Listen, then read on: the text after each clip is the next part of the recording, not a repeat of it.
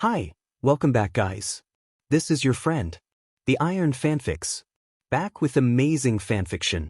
This is the series of What If Deku Becomes God of Quirk? Now before starting, please give this video a like and subscribe to the channel if you want more videos like this. Now let's get into the fanfic. Izuku sat in class, looking out of the window. He was propping his head up with one hand and rewriting notes from the blackboard with the other. Everything was done mechanically, without a moment's thought about what needed to be done. 3 hours of lessons, 30 minutes of dealing with Bakugo, 30 minutes of waiting for the next train, and he's home. This has been his routine for the past 3 years, and it will probably be like this for his final year at Aldra Junior High too. This day would probably have passed as routine as the last 1,095 days if not for the distant roar of the engines. Over the years, Izuku had developed an ultra-sensitive hearing that was bordering weak hearing quirk, so he could easily tell when vehicles were approaching his location. The rhythmic growl of the engines was getting closer to him. The green-haired man stopped writing down notes and fully concentrated on listening. He distinguished the sound of 3 different engines, each with a large capacity, mainly used in heavy-duty vehicles or racing cars. From the sound, he could tell that the vehicles were moving too fast for ordinary trucks and too slow for amateur street racers. So there were 3 large vehicles rapidly approaching his location. At one point, the roar of the 4th, most powerful engine joined the symphony. It was approaching at a much higher speed than the other 3. Just the sound of this engine, the green-haired man was able to identify without difficulty. The accompanying sound of the rotor was a great help in this matter. A small helicopter was approaching him, which immediately ruled out any armament on board. The only options left were a reconnaissance or police helicopter. A wide grin involuntarily appeared on the boy's face. They found me, he thought, coming to an unequivocal conclusion. Just who exactly? The Yakuza? No, they don't have such resources. The Russians? The Chinese? Also out, they don't have the resources to carry out such an operation. All the more in the midday. Izuku was listing options. Which brings us to the ministry. At this point, the roar of all the engines was already loud enough to catch the attention of everyone in the class, including the teacher.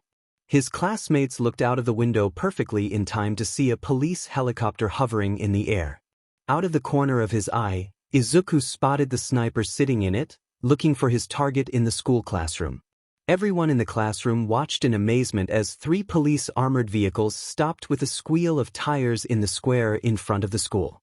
Astonishment turned to fear when special assault team officers began running out of the same vehicles, fully armed. Izuku knew that at this point he had been checkmated. He had no way to escape, and he had no intention of risking a fight in the school.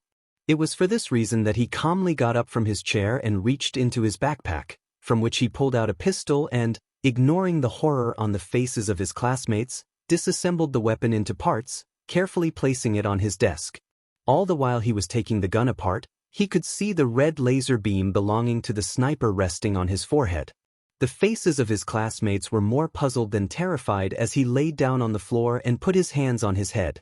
Katsuki was especially confused and, seeing what Izuku was doing, decided to speak up. "What the fuck?" Katsuki began, but his sentence was interrupted by the bang of a door opening with a jolt and a dozen members of the special police unit, armed to the teeth, bursting into the room. When one of the armed officers shouted an order to lie on the ground, no one questioned it, immediately laying down on the ground with their hands on their heads. Yet, despite the terror, everyone was curious. Curious enough to take a chance and raise their heads, observing the situation around them. To say that they were slightly confused when they saw a group of armed police officers searching a child, and more notably, a quirkless child, would be an understatement. Especially as they could have sworn that they saw fear in the eyes of the policeman. Katsuki did not know what to think. Just a moment ago, the day was going on as normal as usual. He was transcribing stupid notes from the blackboard and waiting for the lesson to end. Maybe today he would try this new move he had come up with? After all, it's not like Deku would mind being his test dummy. But what would he do now? When nothing was making sense. First the armored trucks stopped in front of the school, and armed weaklings ran out of them, and then a sniper from a FING helicopter started aiming at Deku. Lowlife Deku. The same Deku who, with a silly grin, disassembled the FNG gun he was carrying in his backpack for goddamn reason. And what did he do next? He laid down on the FNG ground, ignoring everything around him, ignoring him. Deku for some stupid FNG reason knew exactly how to behave, and for some even stupider reason he was the target of the police. And now Katsuki was watching as the police special squad dragged this weakling in HNDCFFS, both on his arms and legs, into one of the vehicles they had arrived in. What the hell is going on here? On top of that, he is being led by two policemen twice his size, who for some reason seem to be afraid of the green-haired nerd. Katsuki has to admit that those blank eyes of his are creepy, but still. The worst part is that no one wants to tell him what's going on here. Some government fucker in a suit walked towards Deku and waved his badge in front of this loser's eyes. Special Agent Nobuyuki Ito of the Ministry of Defense. The man introduced himself. Izuku Midoriya, you are under arrest on charges of illegal weapons possession, hacking into government and private databases, falsifying personal information, tax evasion for the past 4 years, and much more. To such serious charges, Deku merely laughed and replied with a confidence Katsuki had never heard from the mouth of this useless nerd. I have a gun permit, you can prove sheet to me, UCNT, and since I owe you 4 years of taxes, you owe me 200 years of back pension. What the actual F-? It is said that patience is a trait acquired with age. If this were true, Izuku would be one of the most patient people in the world, but this is not the case. Over time, he has somehow learned to cope with the long wait, but mostly he was then occupied with something else. Something constructive. That's why, after 2 hours of sitting in the interrogation room and answering monotonous questions from a Ministry of Defense agent, he began to consider getting out of here by force. They could at least give him a TV here. Come on, biologically, he's still a 17-year-old. That's why he was glad to hear footsteps in the corridor, followed by the opening of the door and the entrance of Agent Ito into the room with his tablet in his hand and irritation written on his face. 2 hours of interrogating a teenager who is not eager to answer questions is clearly not good for his mood. However, this time there was someone else with him. Someone a few centimeters taller than the irritated agent, with short dark hair and equally dark eyes. Describing the man's face would be difficult, given that Izuku had not seen someone so generic in a long time. The only thing that distinguished him from thousands of other Japanese were his eyes, which were devoid of irises and had absurdly large eye bags, but you could probably still find 100 people with eyes like that. After all, the more minor the mutation, the more common and repeatable it is. Oh, you brought support, Brat? Izuku spoke up with an arrogant grin. Shut up. Agent Ito scolded. The fun is over, you'll tell the truth this time. How so? The green-haired man raised an eyebrow. With my help. The newcomer spoke up. Detective Neo Mesa Tsukachi at your service. You better get started, we've wasted too much time on him anyway. The mod agent instructed. Why did they even send me after some inferior hacker with a god complex? They know your worth well, you shithead. Izuku answered him, although the agent did not expect an answer. The hatred in Ito's gaze couldn't have been more apparent, but the teenager only grinned wider. Right, said Tsukachi, ignoring the comment. To begin with, I am legally obliged to explain the nature of my quirk. Based on a number of factors, it determines whether a person is telling the truth and dash. Oh cool. The green-haired man interrupted him. Is one of the factors a heartbeat? Does it somehow detect the overproduction of enzymes by the brain? Or is it one of those magical quirks whose workings are unexplained by science? Both the detective and the mod agent fell silent, unsure how to respond to the sudden barrage of questions. Agent Ito, already experienced with other oddities from the not-quite teenager, was the first to shake it off. None of your business, the important thing is that it works, and you can't lie. The mod agent spoke up. Tsukachi will ask questions and confirm authenticity, I'll take notes. Understood. Izuku nodded lazily. Great, now get started, Tsukachi. Okay, said the detective in the white shirt. We will begin with 3 test questions designed to confirm my quirk reading. Answer verbally and definitively. Avoid answers such as, maybe. Tsukachi quoted a formula he had probably uttered every day for a few years. Question 1. Are we talking in Japanese? Yes. Izuku replied. Question 2. Are you sitting in a chair? Yes. Question 3. This time please answer untruthfully. Are we located on Mars? Yes. False. Great. Now get to the questions already, Suki. Agent Ito became impatient. I want to get this sheet over with already. Exactly, hurry up. Responded Izuku, looking at the detective with those empty green eyes of his. You guys are running out of time. What time? The mod agent quipped. You have about an hour left and then I'm out of here. The green-haired man declared, raising his hands from under the table. Hands that should have been handcuffed, which were now lying on the table, unclenched. Whether you like it or not. How? Puzzled, Tsukachi quickly got up from the table, preparing to stop the escape attempt. To his surprise, Agent Ito sat still, only his eyes seemed more tired. Tsukachi, sit down and conduct this interrogation. The mod agent instructed, burying his face in his hand. I don't know how he does it, but this is the third pair of HNDCFFS. I don't feel like putting another one on. Yes, sir. The detective replied, sitting back down in his seat. Let's start the interrogation. Name? Izuku Midoriya. Obediently, Izuku replied, with a slightly wider smile than a moment ago. Date of birth? March 18, 2277. False. Give your real date of birth. He said, looking into the deep eyes of the questioned. This information is classified. The teenager replied, and his smile widened again. Pardon? The detective was surprised. What do you mean classified? Wait, he didn't lie? Agent Ito asked. I've been saying all along that this information is classified. If you really want to know, I can tell you, but I'm not the one who will be forced to relocate. Explained Izuku. Well, unless you have clearance at MI, 4 level. Me 4? Agent Ito quipped. But it's military intelligence level? I have that permission. Informed Tsukachi, to the surprise of both concerned. Oh? And that's interesting.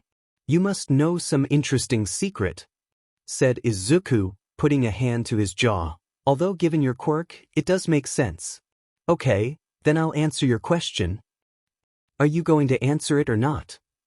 Asked Tsukachi, as Izuku remained silent for a moment. Then ask, otherwise your quirk probably won't work. That's not how it works, the detective tried to say. So the quirk doesn't require asking a question or making eye contact. Interesting. Izuku said to himself, and Tsukachi realized he had let himself be maneuvered into a trap. I was born on July 15, 2019. What? The two adults asked. I was born on July 15, 2019 in the morning hours. Repeated Izuku. I'm much older than you, your mothers and your grandmothers, brats. His quirk confirmed the ridiculous news. How old are you? Asked a confused Agent Ito. I dunno. Izuku replied, and the detective's quirk confirmed the authenticity of his words. Since it's 2292, I'll be 273 this year. Jesus Christ. Agent Ito commented, burying his face in his hands. Now sending armed police officers at you makes sense?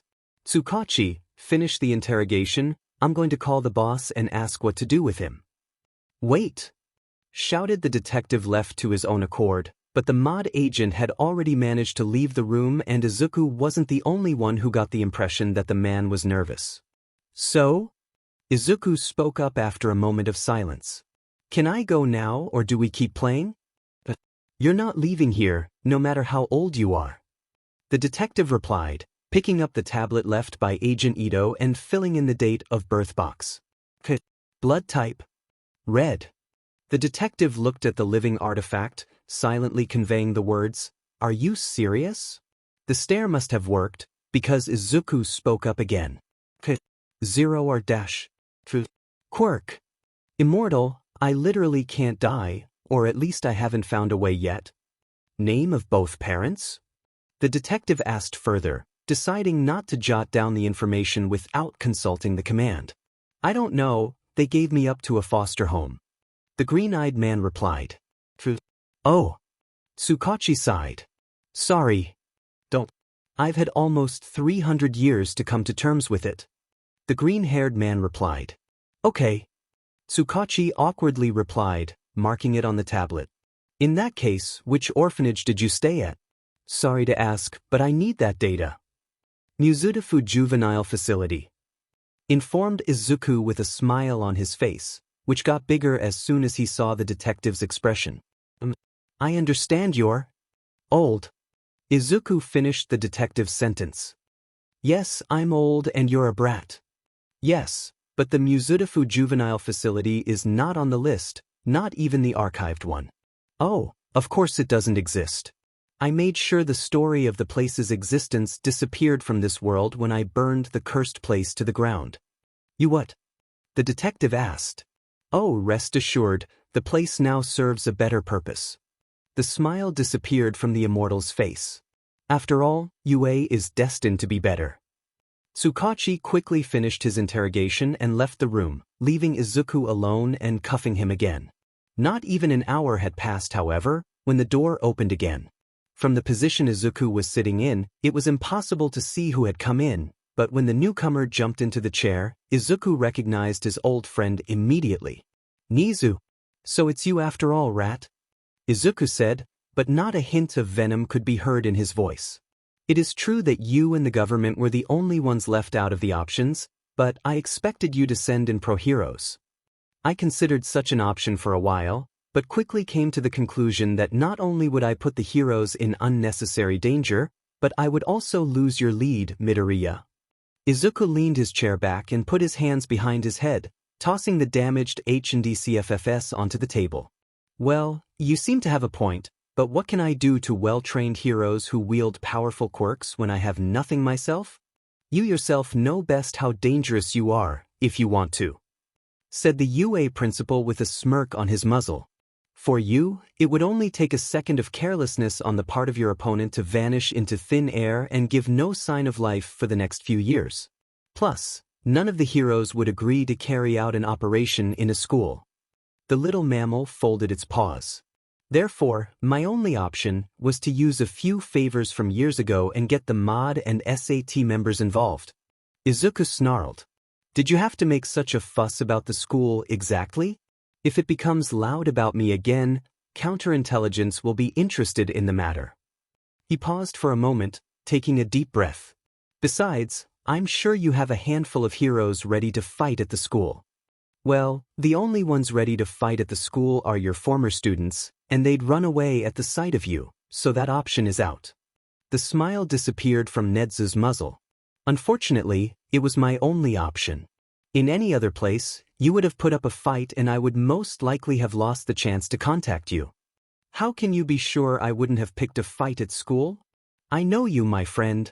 You wouldn't take the risk if you were surrounded by children. By the way, I think you took the proverb, hide in the plain sight, too literally. Not only have you not changed your personal details, but you went to the same school as you did over 200 years ago. Which doesn't change the fact that it took you 4 long years to find me. Izuku laughed. Isn't it humiliating that it took you so long to solve such a simple puzzle? Unfortunately, I have to admit that I overthought it. I didn't look for you for the first 6 months, thinking you'd come back on your own when you got yourself together, as is your habit. The hybrid paused, looking into Izuku's empty eyes. However, days passed, and you gave no sign of life. I thought you had fled again somewhere to Europe or America, but I could not find you. I never thought you would be hiding in Japan. Furthermore, I found you really by accident. Izuku furrowed his brow and looked at Nizu with a menacing expression. Suckling, noticing this, he continued. Assured, I've never targeted your family and I haven't targeted them this time either. Your name caught my eye on the list of maths competition finalists.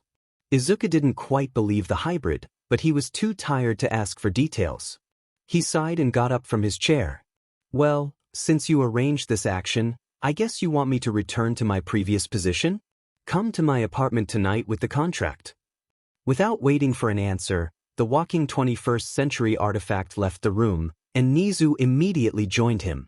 Well, there are minor changes to your duties, but you're unlikely to complain. I hope so, Principal.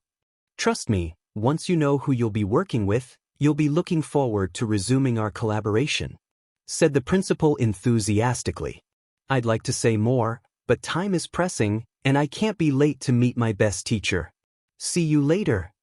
Nizu walked straight towards the exit as Izuku headed for the evidence warehouse to retrieve his property. On the way, he passed an irritated Agent Ito, cursing the UA principal's name under his breath. Deep inside, he could already feel the excitement about the coming year. Well, it was time to get back to oneself. To abandon the 16-year-old Izuku and return to the 270-year-old Izuku. Well, and he will finally be able to smoke in peace without worrying about being seen by someone from school. As he left the police station, he sighed in relief. So much time wasted just to get in touch with him. So much time wasted only for them to let him go anyway. He would have got out of that cursed building sooner if the old man on duty at the evidence warehouse had simply believed him. Where has human kindness gone? Current generations. It's not the same anymore. Although maybe it was his fault after all, given that he looks like a teenager and asked to be handed a gun. On the other hand, since he had waited all of 30 minutes, only for the old man's superior to come and confirm the issuance of Izuku's weapon, he could have also got ammo right away, rather than waiting another quarter of an hour for the commander to once again show up and confirm the issuance of the ammunition. Martinet? As soon as he was sure that there was no child around, he pulled out a packet of cigarettes and a lighter from the inside pocket of his school uniform, which fortunately the old man had already issued without calling his boss. He put one cigarette in his mouth and quickly lit it up, then inhaled heavily, enjoying the feeling of the nicotine spreading through his body.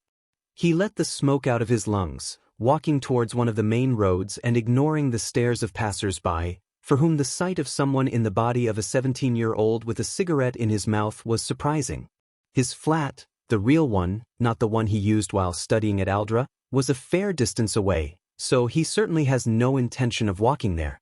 Getting the metro isn't a bad idea, but given the hours, he'd probably be crowded in there like a sardine in a can. So the only logical option was a taxi. Making his way to the taxi stop, he heard explosions. Looking ahead, he noticed a crowd gathering a bit further on and policemen squeezing through. For a moment he wondered if it was worth the trouble to go there, but then he remembered that in the 4 years he had been away, from UA only 5 classes had graduated, which is still a high score. Usually, Class A and Class B are combined in the second year. Taking one last drag on his cigarette, he put it out on a nearby dumpster and made his way towards the crowd. Humans grow until the age of 21, meaning his body still had a whole 4 years to catch up with the average male height in Japan.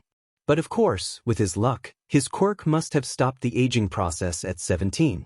He had already analyzed himself many times and concluded that his quirk had stopped the aging process, when he found further maturation harmful. Better than being stuck at 4 years old, but still. This height was a problem. It was because of his average for a 17-year-old height that he had to squeeze through the entire crowd until he reached the barriers set up by the police officers. To his eyes was the sight of 4 police officers controlling the crowd and 5 heroes doing absolutely nothing. Could it be that the situation was already under control? Of course not. The green mass of sludge, which was apparently self-conscious, tried to force its way into the throat of the red-eyed teenager, who was beginning to FNG drown. The sludge villain wrapped Katsuki Bakugo on all sides, dodging his hands and slowly pouring himself down the blonde's throat. Katsuki fought greedily for every breath, producing powerful explosions that made little impression on the villain. Someone without a body in solid form was the perfect counter to his quirk. And what were the heroes doing in the meantime? Absolutely effing nothing. They were watching the whole situation like the rest of the onlookers. Except maybe for Backdraft, who was putting out the fires caused by Bakugo, but the rest were useless. All they could do was complain that none of them had a proper quirk. A bunch of idiots. Izuku thought, furrowing his brow. Has the level dropped that much? Perhaps it's for the best that I'm back. What irritated him most was Kamui Woods, who by all accounts had the right quirk for the situation. I wonder who teaches tactics when that wooden brain somehow managed to graduate. Guess it's my turn now, said Izuku in a tired voice, knowing full well that he would attract media attention. He would have to call Nizu later to use UA influence to ensure the matter was kept quiet. As he slid under the police barrier, all he heard was, "Stop," from the policeman, who was far too late to stop him. The heroes only managed to let out a surprised squeal as he ran past them and on towards the teenager who was fighting for his life. In the blink of an eye, Izuku was facing the green mass of sludge and pulling a pistol from behind his belt. A metallic click informed him that the gun was ready to fire. Firearms had never been a common sight in Japan, but over the past 150 years they had been virtually wiped out. Nowadays, quirks were the weapons of choice. Despite this, guns still inspired fear. The sound of a gunshot caused absolute terror in the sludgy villain, who gave the blonde man a gasp in fear. However, the bullet itself did absolutely nothing, losing speed in the green slime and completing its journey by hitting the wall on the opposite side. Nonetheless, the result was as Izuku expected, providing Bakugo with access to oxygen. The villain must have already had experience, as he reacted quickly and went on the offensive when he noticed the powerlessness of the gun against him. Like a wall of water, the green mass hit Izuku and engulfed him, in effect releasing the blonde from his grasp. The green-haired man was experienced enough to keep his mouth shut, preventing the villain from pouring inside his body. He opened his eyes, seeing an image in front of him that resembled very polluted green water. It was hazy, but not so much so that he didn't notice the villain's yellow eye, which he quickly grabbed and squeezed. The green slime instinctively stepped back, trying to escape the piercing pain, but it was to no avail as Izuku firmly held the villain's eyeball. The villain looked at him with a face full of rage and was about to throw himself into the attack, but held back. "Bullets don't work on your hideous slime, but I reckon your eye will end up like a bloody piñata," said the green-haired man calmly, clutching the eyeball in one hand and holding the gun in the other. "You're bluffing, kid," the villain replied. "Even if you're not, I'd rather lose an eye than a free dash." Detroit smash. A scream rang out, and the villain was, well, basically everywhere. The impact was powerful enough to change the weather, but by some miracle contained enough to not destroy the alley or hurt anyone around it. Here was Japan's #1 hero, All Might. Deeming the situation under control, he secured his weapon and was about to tuck it behind his belt again, but was interrupted by someone's hand. Looking at the owner of the hand, he knew this was going to be another exhausting experience. "If you would like to know, I have a permit for this." Izuku was the first to speak up. "In addition, I've done your job for you, so be so kind and leave me alone." "Not so fast, boy," Kamui Woods replied, standing behind the Death Arms, who held his hand. "Give us the gun." "I have a permit, so if you think we're really going to believe that?" Death Arms asked. "And you think I'm really going to believe that the situation was under control? Or that no one had the right quirk?" asked Izuku. "We live at the end of the 23rd century, believe that some people have a quirk that slows down their aging process," said Izuku. "If you do indeed have such a quirk as well as a permit, please show us the relevant documents.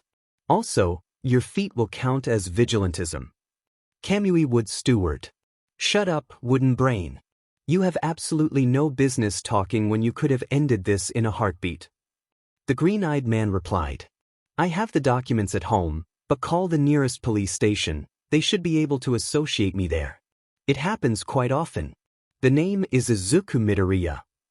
HMPF, even if you are telling the truth, you are under arrest for vigilantism." Kamui Woods insisted. According to the law, vigilantism is the use of quirks against an offender, not falling within the limits of self-defense or defense of third parties. Izuku explained. "In theory, I acted in defense of the kid, which means it should be legal, but the court will consider it insufficient as there were heroes on the scene," said the green-haired man, as the police officers confirmed Izuku's identity with the police station. "But other than that, I did not use quirk. Of course, all your accusations become incorrect when it turns out that I have a license. We'll see about that." Apparently, Kamui Woods really doesn't want to let Izuku go free. Jesus Christ, I guarantee you're going to get a UA re-education course called for soon. HMPF, playtime's over, you're going to jail, kid. Ah, sorry to interrupt, Kamui Woods, sir, said one of the police officers who had just approached them. HQ has confirmed the quirk and identity of Mr. Midoriya. He is licensed for both weapons and heroism, informed the policeman, then turned to Midoriya. Thank you for your service, sir. Sorry for the inconvenience, sir, shouted the policeman, bowing. The smile visible on Izuku's lips brought to mind an overconfident kid enjoying a silly joke. See you at the re-education course, Brat, said Izuku and began to make his way back towards the taxi stop, on the way sending off a glance at the tall blonde man with the physique of a skeleton who had been staring at him for quite a while. When he reached the taxi stop, none were in place. His only option was to wait for one to pull up, or call one. He found that he could make the most of the moment of waiting for a taxi by venting his frustration of the last few moments. So he pulled a packet of cigarettes from his pocket and put one in his mouth, but before he could fire it up, he heard a familiar sound. "Du?" Bakugo shouted. "Katsuki. Nice to see you whole and healthy too. To what do I owe this conversation?" asked Izuku, without even looking at the blonde, lighting a cigarette. "What the F? Never mind. What was that supposed to be? Why did you get taken out of school by FING cops in the first place? And why now you're walking around here and still trying to pretend to be a FING hero? You think you're better than me?" Katsuki shouted in his ear. "And since when the F, do you smoke? I think, thanks for your help, would have been enough." The green-haired man replied, taking a drag on his cigarette. "And as for smoking, to be honest, I'm not sure. A friend showed it to me, and I've been smoking ever since." "What the F is that supposed to mean?" The teenager exploded. "Answer. Now." Sighs Izuku, extinguishing the cigarette he had just lit with visible regret. "You want answers? You'll get them if you get to the UA. I'll be waiting," he said, then got into a taxi that had just pulled up. "What's that supposed to mean, nerd?" He shouted this, even though the taxi had already left, heading towards the center. Katsuki did not yet know that their next encounter would not be one of pleasure for him. His phone vibrated. Pulling it out of his pocket, he read the message. "Deku, 1:48 p.m. P.S. UA is already hell, but I'll turn up the heat especially for you, winky face." Izuku thanked the driver and got out of the taxi a little away from the very center of Mizudafu. He turned around and entered the towering apartment building, having first entered the building's access code. He then got into one of the free lifts and chose the top floor. This entire building belonged to Izuku, and he left the penthouse to himself. He had bought a lot in Mizudafu at the time that Mizudafu was still a small town, then sold it after 100 years with an enormous profit. He liked this flat. It was close to the metro and the mall and the UA, and the view over the ocean was stunning. Getting off the lift, Izuku walked up to the door and swiped his card through the reader, to which the door responded with the sound of the lock opening. Tired from the experiences of today and aware that he would have to meet Nezu today, he took off his shoes and made his way slowly towards the wardrobe, from which he took out clean clothes. Then he headed for the shower. Izuku did not notice that there was another pair of shoes in the hallway and that the flat was not in the least bit dirty, despite his 4-year-long absence. Getting into the shower, Izuku threw away his school uniform. After all, it wouldn't be of much use to him anymore. Turning on the stream of hot water, Izuku began to wash away the fatigue of the past day. Stepping out of the shower, he refreshed himself with cologne, ignoring the unnaturally large amount of cosmetics. He then squeezed himself into a black shirt and loose military trousers.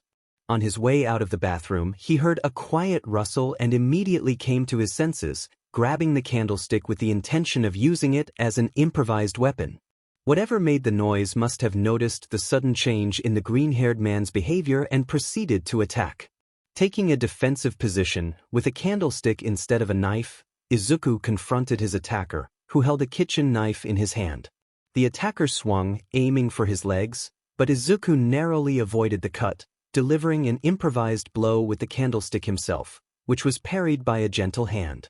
At that moment, Izuku's brain was processing information at full speed. An extra pair of shoes, a clean flat, lots of cosmetics. Izuku connected the two dots. His body relaxed and he allowed his attacker to pin him against a nearby wall. A knife was immediately attached to his neck, with a perfectly measured amount of force, as the blade, despite piercing the skin, did not damage an artery. Izuku could feel a stream of crimson blood coming out of the wound. At the same time, he could feel the firm grip that effectively kept his body pinned to the wall. "Who are you and what do you want?" shouted a female voice. "Yo, Inko," Izuku said with the widest grin he could afford. Izuku felt Inko's grip weaken. He took advantage of the situation and pushed away the hand holding the knife to his throat, then took the knife from the shocked girl. Green eyes cold and deep like a calm ocean met another green ocean, full of emotions. An ocean in which millions of stars were reflected and the waves rolled calmly. In the cold eyes one could see the distant reflection of the only star left there. Tears gathered in Inko's eyes. "Gee, Grandpa? Is it really you?" "B, but how?" asked the confused girl. "Calm down. It's really me, Inko. Izuku Midoriya in the flesh." "B, but you vanished. There wasn't even a trace of you. Aunt Mai said you might even be dead," shouted Inko. "Calm down. Yes, I had to disappear for reasons partly beyond my control, but as you can see, I am here with you now. I am as alive and well as possible. So please calm down," Izuku calmly replied. Izuku led his granddaughter into the living room. While Inko was calming down, Izuku made some tea for them and sat down facing Inko. After a brief moment, Inko spoke. "Okay, I'm better now. I just couldn't take the shock. I didn't expect to meet you. Well, ever at all. I'm not surprised that you're surprised. Even more so, since Mai told you such a bullshit. I must also praise your reaction to the risk. I see that even after I disappeared you took self-defense classes. I remember how much you disliked them, but being a Midoriya you can never feel too confident. Easy, old man. I still remember your words. And yes, those lessons were like an anchor. They reminded me of you. I'm glad my money didn't go to waste." Izuku took a sip of tea. "By the way, what are you doing here? You don't by any chance have a school to attend? And how did you even get into my flat? After all, there's security and the building belongs to me, so they wouldn't give you a key without a confirmation." "I kind of said I was your sister and I kind of got a spare access card. Are you really angry?" "At security? Hell yeah. At you?" "Not really," the living artifact said, looking for tissues to wipe off his bleeding neck. Inko only now noticed the wound. "Oh dear. Sorry." Inko rose from the chair she was sitting on and lightly touched the wound, which immediately regenerated. "And it's over," announced Inko with a smile of self-satisfaction. "There was no need. It would have been rather hard for me to die. The wound has almost recovered anyway, but still, thank you." Healing touch. This is Inko Midoriya's quirk that allows her to heal any wound or illness, even the largest, with just a touch.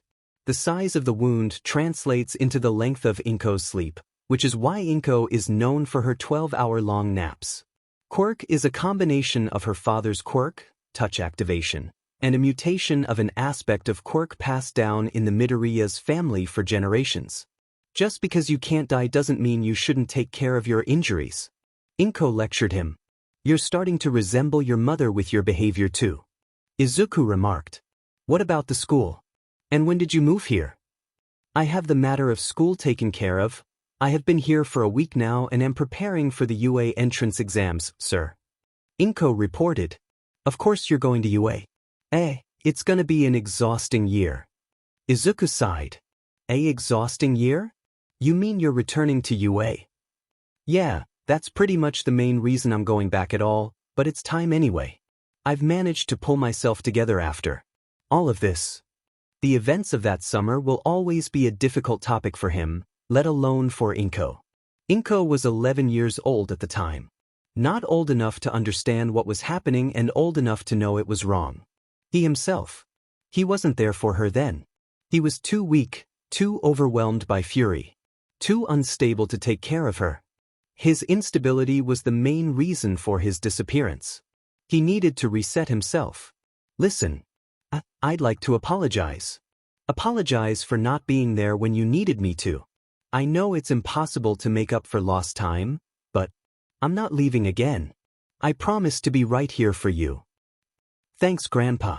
I know it was hard for you too. Aunt Mai explained a bit to me. Inko thanked with a soft smile on her lips, taking a sip of tea. Besides, you did remember my birthday. Every year I got a gift from you. I can't wait to see what I get this year now that you're back, she said with a big smile on her lips. I knew you would like them. I'm going to prepare something big this year. You've got it coming. The presents were great, but don't you think giving a 13-year-old a unicorn nunchaku is a bit much?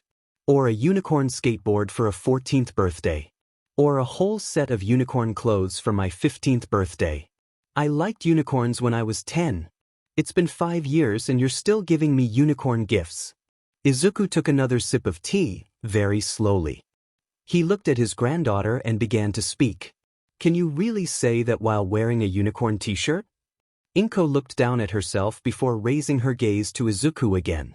They're very comfortable. Which doesn't change the fact that it's been 5 years. And you still like unicorns. Inko looked at him with her green eyes, then snorted in a gesture of defeat. Since you're going back to AU, why don't my loving great-great-great-great-great-great-grandfather tell me what's going to be on the practice exam? No can do. HMPF. Strict as always. You can't teach an old dog new tricks, Inko. They talked for a while more about the past years, how their day had gone and their mutual friends. They were accompanied only by the sound of the ticking clock. Unfortunately, the meeting after years was interrupted by the sound of a bell. Ah, is it such an hour already? Sorry, Inko, we will have to finish this conversation some other time. It looks like Netsu has arrived. Netsu? That Netsu? The principal of the UA. Yes, I don't know another talking rat. You could have warned me. I have to get ready and make a good impression. Relax. We're going to my office anyway, so just hide in your room or show up as you are. Netsu won't judge you. To the office? Yes, to the office. I have to sign a contract. Inko visibly turned pale. And maybe it is better to talk here? There's a nice view from the window. Izuku only raised an eyebrow. Inko, what did you do with my office? Nothing. It's just a mess in there. Inko, said the world's oldest teenager. Inko lowered her head and muttered, unicorns. The bell rang again and this time Izuku rushed to the door. I'll talk to you later. I can't keep the rat waiting. Izuku disappeared around the corner and Inko hurriedly made her way deeper into the flat. Izuku looked at himself in the hallway mirror to make sure he was somehow presentable. He was dressed in loose military camo trousers and a black t-shirt with gold accents on the sleeves and a big gold, "Kill me if you can" sign on the front. Izuku ran a hand through his hair, which did absolutely nothing as it continued to be in total disarray, but Izuku just ticked it off as a quick refresh. Pressing the button letting Nizu into the building, he made sure his granddaughter had disappeared into the depths of the building, then awaited his visitor at the door. He didn't have to wait long. A rhythmic knock on the door echoed less than a minute later. Nizu must have been lucky and one of the lifts was downstairs. Opening the door, the green-haired man looked down, and a familiar hybrid appeared to his eyes. Hello, Nizu. Sorry to keep you waiting. But no problem. I understand you've had your hands busy after being away for 4 years. You could put it that way. Tea? The host offered. With great pleasure. In that case, please go to my office. I'll bring tea right away. You know the way. Izuku with a gesture invited the most intelligent being in the entire country to his penthouse. Nizu, having previously removed his shoes from his paws, enthusiastically accepted the invitation and made his way down the familiar path to Izuku's office. Meanwhile, Izuku went to the kitchen, where he prepared tea for Nizu. He would have loved to drink the tea himself as well, but he had just had it with Inko. Pouring the cup with boiling water, Izuku picked up the set and headed to his office. Izuku lightly pushed the door open with his foot and entered his office for the first time in 4 years. Nizu was already waiting there, comfortably seated in a black leather chair in front of a massive dark beechwood desk. His office had not changed much over the years of his absence. Behind the massive desk stood an equally massive leather chair, large enough to make Izuku look like a child in his father's chair. The chair had been custom-made in such an overwhelming way that his visitors would realize that despite the appearance of the chair's owner, he was in charge here. On the desk stood a monitor, along with a mechanical keyboard and a mouse. At the opposite end of the desk was Newton's cradle, and next to it an empty document sorter. Hanging on the walls were numerous diplomas, attesting to Izuku's obtaining a degree in a particular field. At the entrance, there was a bookcase filled with books, most of them about the Quirks. An observant person would notice that some present on the shelves publications were written by Izuku Midoriya. In addition, there was a glass wall behind the desk, giving a great view of the nearby ocean. In the glass wall was a barely visible door leading out to a small balcony. Currently, the desk was in complete chaos. Stacks of scattered papers, full of high school-level mathematics of various difficulty levels, with many formulas circled with different colored highlighters. Izuku gathered all the papers with a quick flick of his hand and stacked them into a neat pile, which he then placed to the side, so it wouldn't interfere with the conversation. He then placed a cup of hot tea in front of Nizu, himself taking a seat in his large office chair.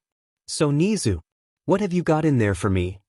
Izuku asked whilst simultaneously putting aside the pillow, with the image of a unicorn that had been embroidered on it, which was on his chair. "Well, I have a contract for you," announced Nizu a little too enthusiastically. "But before that, I have yet to point out the change in your taste of interior decoration over the last few years. Are you going for blue and unicorns this time? Inko has moved in here while I was away. I just talked to her, so unfortunately I didn't have time to clean up the unicorns." "Inko Midoriya? I never had the chance to meet her, and from what you said about her, you sent her back to live with your family near Kyoto shortly before you disappeared. What has happened to bring your granddaughter here? If you haven't had a chance to meet her, you'll probably meet her soon anyway. What do you think could possibly bring a 15-year-old to Mizudafu?" "Ah, I see. I hope she succeeds in the entrance exams. I also hope you don't reveal anything to her that could give her an unfair advantage over the others." "You don't have to worry about that. I can help her with her studies and training, but nothing more. I will even say that I will only make her path to the UA harder." "I appreciate your fairness, Midoriya."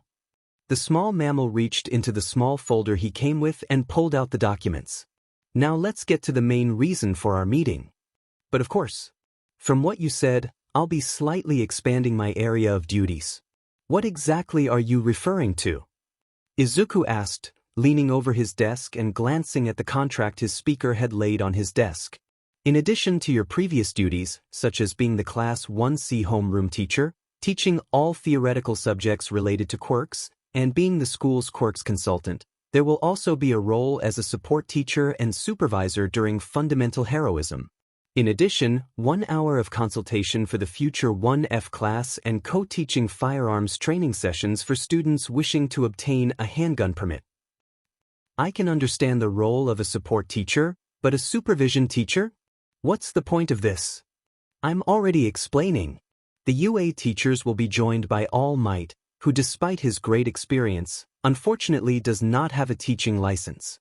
As a result, somebody is required to supervise his work and conduct lessons with him. In order not to burden Aizawa with too many responsibilities, you will be working with All Might during fundamental heroism studies. I'm supposed to be a babysitter for a 40-year-old guy? I believe All Might won't cause too much trouble. He's a veteran and despite his lack of teaching experience, he should be able to handle it. At worst, I think you'll have to supervise him for the first month. But knowing you, you would agree to it anyway. You wouldn't pass up an opportunity to train new heroes." "Well, I guess you're right. You have mentioned that I will be working with Aizawa. Do we mean the same Aizawa?" "Shota Aizawa, known to a few as Eraserhead."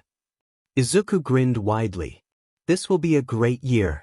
Who else will I work with? I'm sure you'll enjoy your comeback, knowing your sadistic nature. Besides Recovery Girl and All Might, all the teachers are your former students."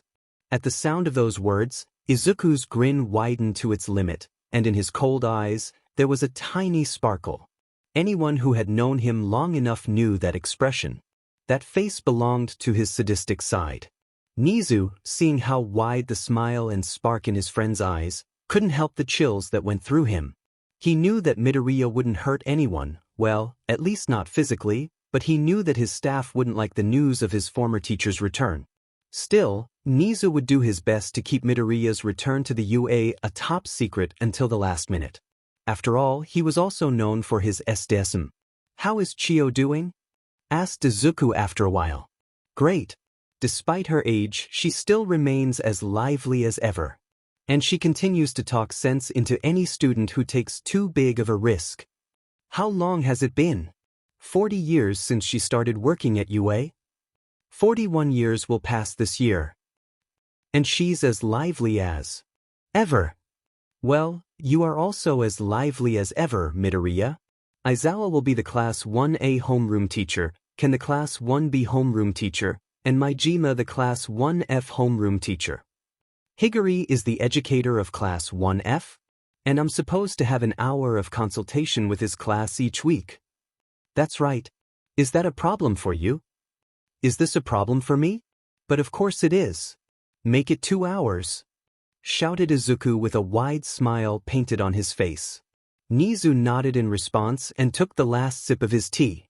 "In that case, I believe we have everything covered. Would you mind signing the contract now?" "No problem, Principal." Izuku got up from his chair and walked over to a bookshelf, from which he picked up a book, flipped through a few pages and put it away, then returned to his chair and unlocked a cabinet built into the desk that he removed a small box from it, from which he then took out a pen and put his signature on the contract.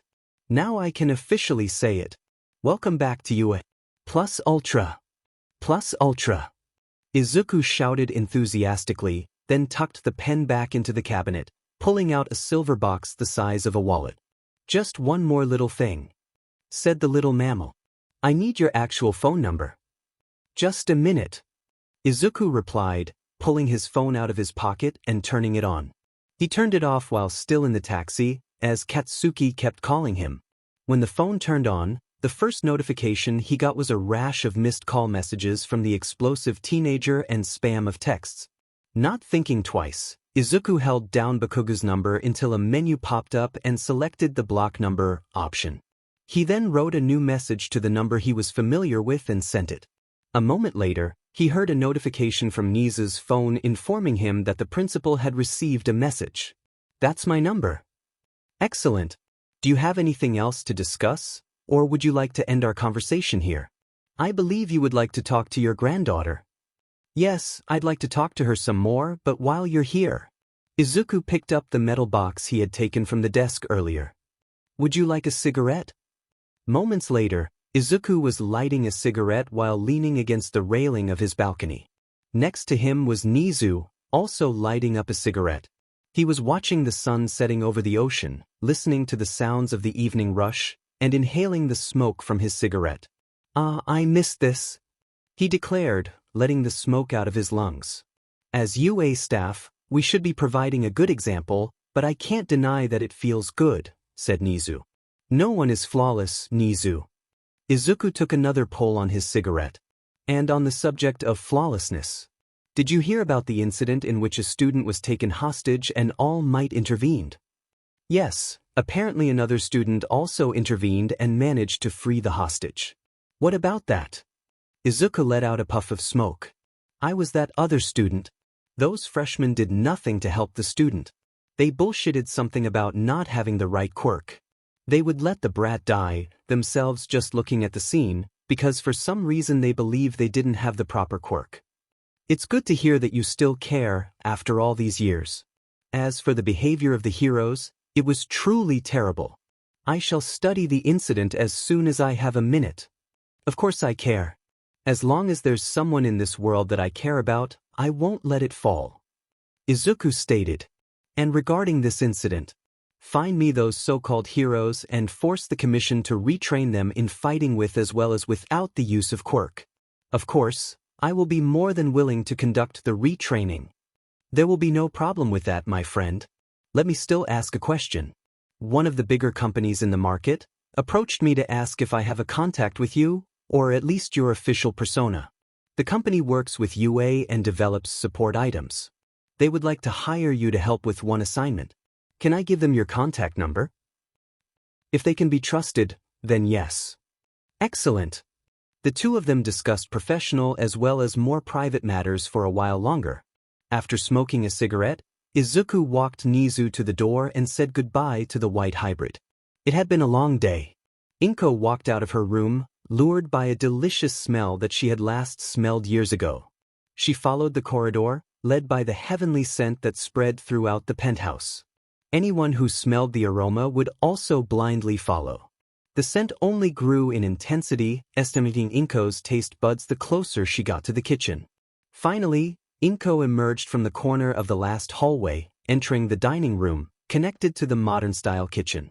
A green-haired artist of flavors appeared to her eyes, working on his creation at the cooker. His back was turned to her, a green apron tied around his waist. Quietly, Inko sneaked behind her grandfather's back. The sound of cooking drowned out her each step. Slowly, she covered meter after meter. She was barely a meter from her goal when a teasing voice rang out.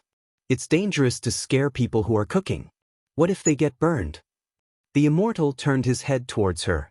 Considering that he's also cooking for you, it's very mean. Inko stood still and sighed. What is it with you that you can never be surprised? She leaned against the tabletop, facing her grandfather. What gave me away this time? I can be surprised, it just takes something big to do it. Next time, try to put your feet up carefully. I could hear your footsteps. No way. The cooking should have drowned out my footsteps. Maybe for a regular person. I'm too sensitive for that. The man went back to cooking. Dinner will be ready in 10 minutes. I don't know if your tastes have changed, but I made the katsudon you liked so much. I can't wait. Haven't eaten anything decent in a long time.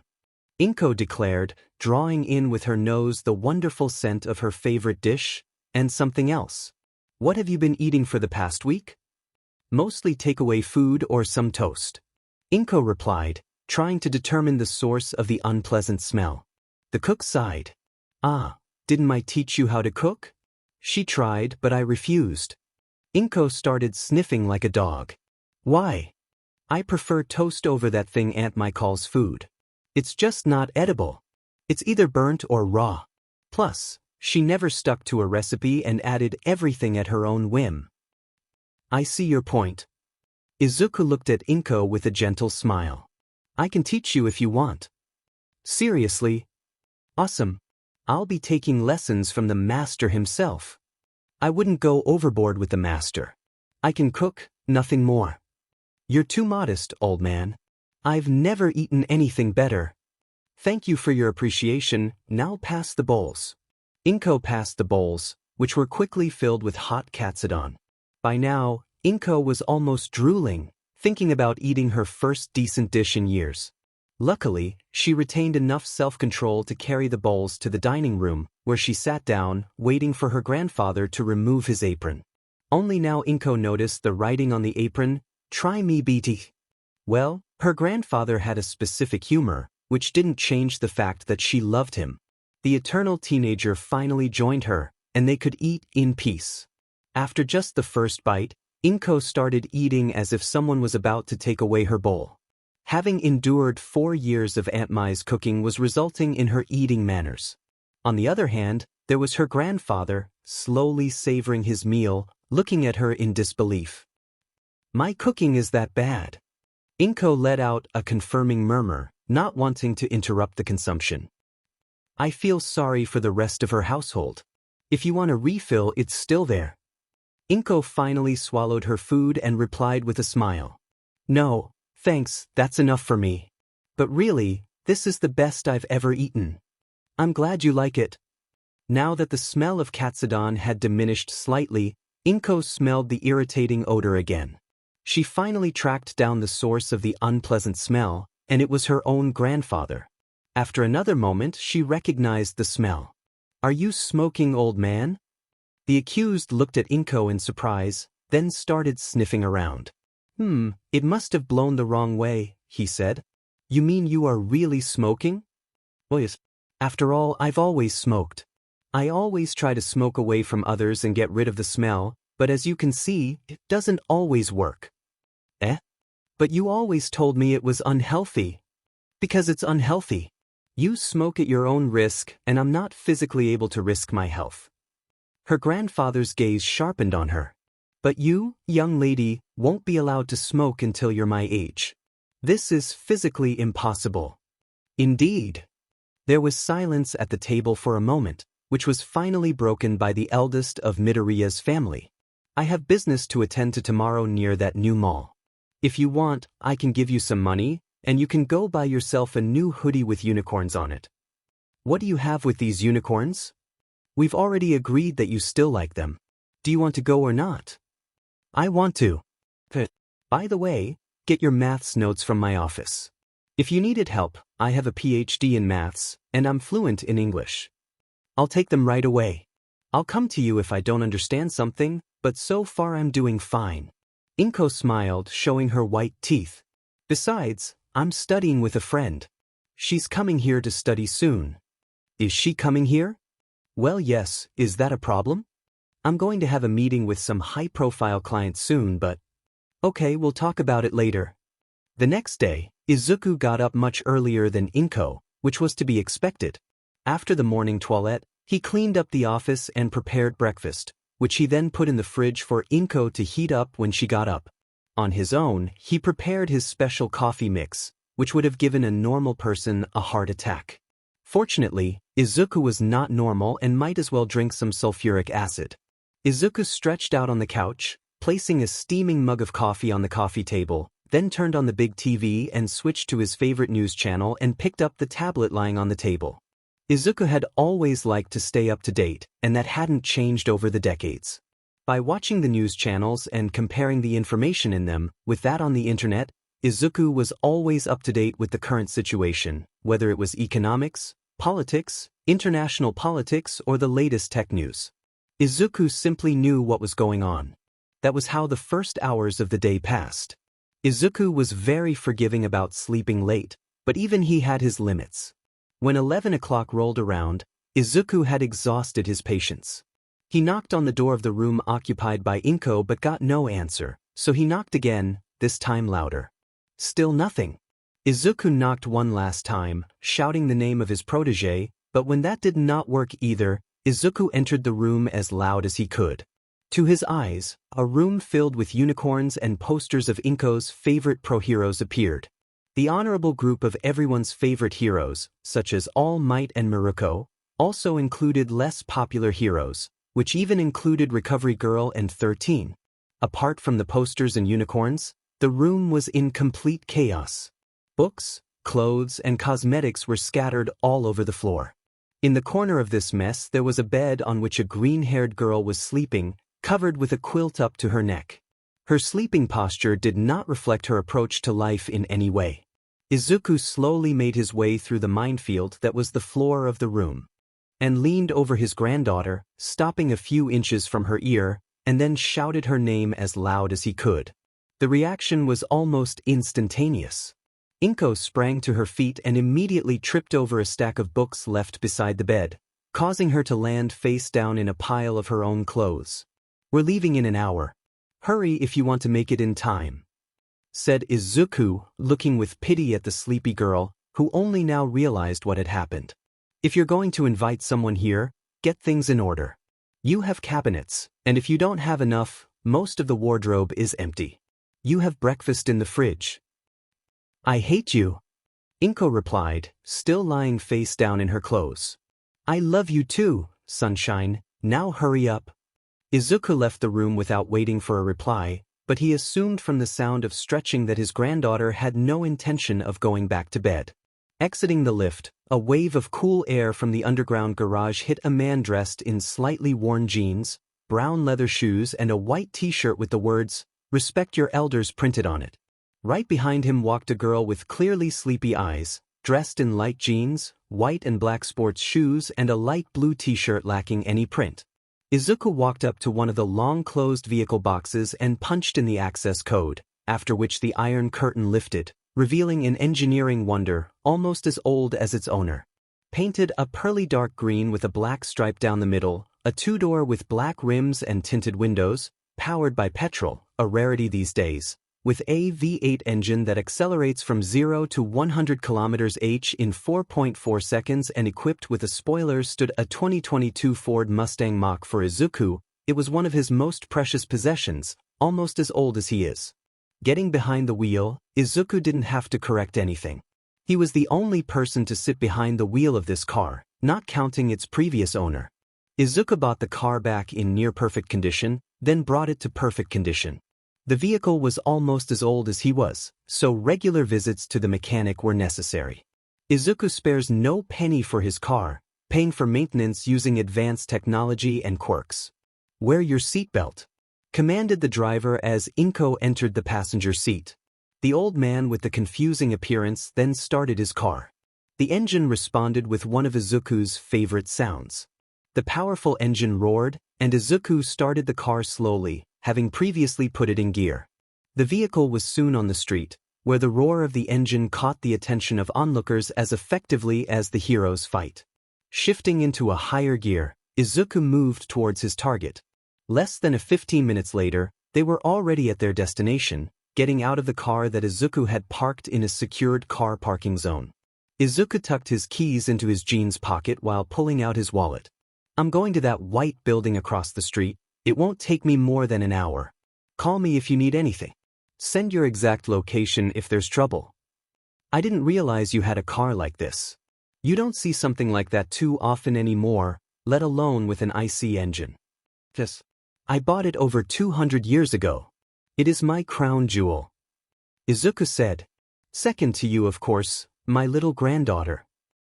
I hope you are not lying. How is it even still running? A car like this needs to be taken care of." Izuku opened his wallet and took out a few banknotes. "I don't know how much teenagers spend on clothes these days, but this should be enough," he said, handing Inko the money. These are dollars.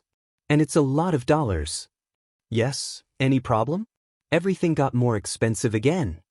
asked the green-eyed man, not understanding his granddaughter. "I have a feeling there has been some misunderstanding, but I want to buy clothes, not the whole shop," explained the green-haired girl. "And I'm not sure if I can exchange dollars for yen at the mall." Your grandmother took a minimum of that much." I was played, the immortal finally understood. Inko laughed quietly. That would explain why every picture of her is in a branded dress. Inko handed over all the cash notes, except two.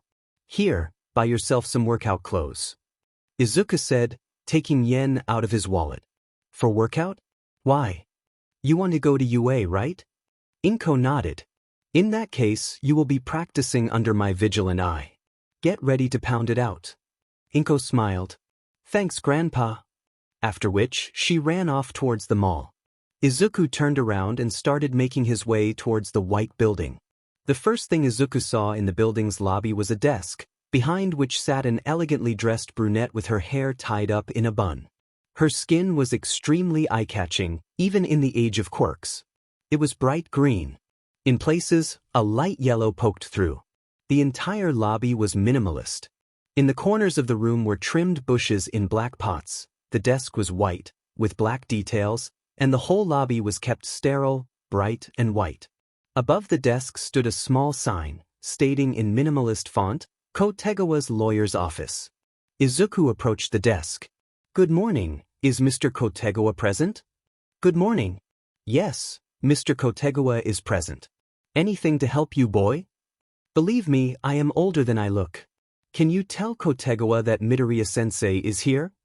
The slightly confused receptionist picked up the phone and, as requested, informed Kotegawa who had arrived. A moment later, one of the doors opened, and in it stood a breathless man in a suit.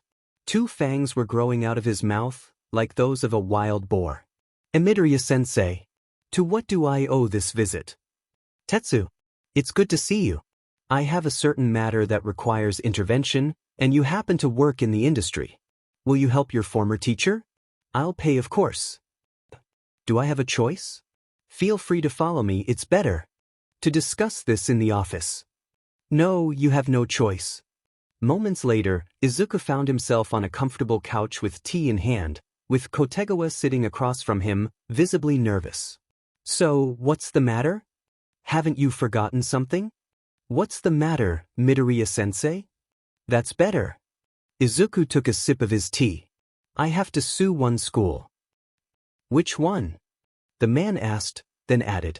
And I'm betting it's about quirk-based abuse. Bingo! There's one kid who attends there who won the genetic lottery. His quirk allows him to create an explosion from his sweat, which resembles nitroglycerin in composition, then ignites dash. Midoriya-sensei, to the point please. I would like to listen to your analysis, but we could sit here until tomorrow and then some more. Yes. His quirk is perfect for a pro-hero job. Because of that, the teachers treat him like some kind of deity. They let him do everything, which makes him bully people with weaker quirks. And even more so, people who lack quirks. Quirkism? These are serious charges. Very serious even. Izuku looked straight into his former student's eyes. That's why I want this school closed down and the teachers to have their teaching permits revoked. Does Sensei have any evidence? Nope. I wanted to order you to do that. Hire someone, have them collect the evidence. I want to sue them as soon as the school year ends. That's still a long time away. Why only then? I don't want to make trouble for the final graders. Let them leave, we'll win the case in the summer, and that's it. I see. In that case, I would like to ask the most important thing. Which school does Midoriya-sensei want to sue? Aldra Junior High. Alright. I'll see what I can do. Is there an email or number I can use to contact you? Izuku took a pen and one of the sticky notes lying on the table, then wrote down his number on it. You can call here, just don't give out this number. Of course. By the way, do you happen to have contact with Sakuro? From what I remember, she's a journalist. It would be fun to spread the word about Alder. The man blushed. It just so happens that Sakuro changed her family name to Kotegawa. Izuku whistled in a sign of awe. Congratulations to the young couple. You two didn't have much towards each other at school. We got close in college. We had a couple of combined lectures. Take good care of her. But of course, I'll pass on your request to her as well, Midoriya-sensei. Okay, I still wanted to dash. The statement was interrupted by a ringing phone. Izuku pulled out his phone and looked to see who was calling. I need to answer this call. Can you step out for a moment? It might be classified. Thanks. But this is my office, muttered Kotegawa, then left the office quietly. After being banished from his own office, Tetsu saw the incarnation of his nightmares in the hallway. A copy of his teacher. Or rather, a female version of him, but Tetsu was too scared to pay attention. Meanwhile, the woman holding a pair of bags noticed him. Sup? Is there a boy with green hair around here somewhere? Cold green eyes, a little taller than me, white shirt. Tetsu stood there terrified, eyes fixed on the girl in front of him, unable to croak out a word. Are you okay, sir? The girl started slowly walking towards him. Don't approach. He shouted. I don't know who you are, but Midoriya-sensei taught me to fight by myself as well. So you know the old man. Where is he? At that moment, the door to Kotegawa's office opened, and his teacher stood in it, apparently ending the call. What's so scared, Tetsu? The man was only able to take a step back and observe. Izuku turned around and saw his protege. Inko?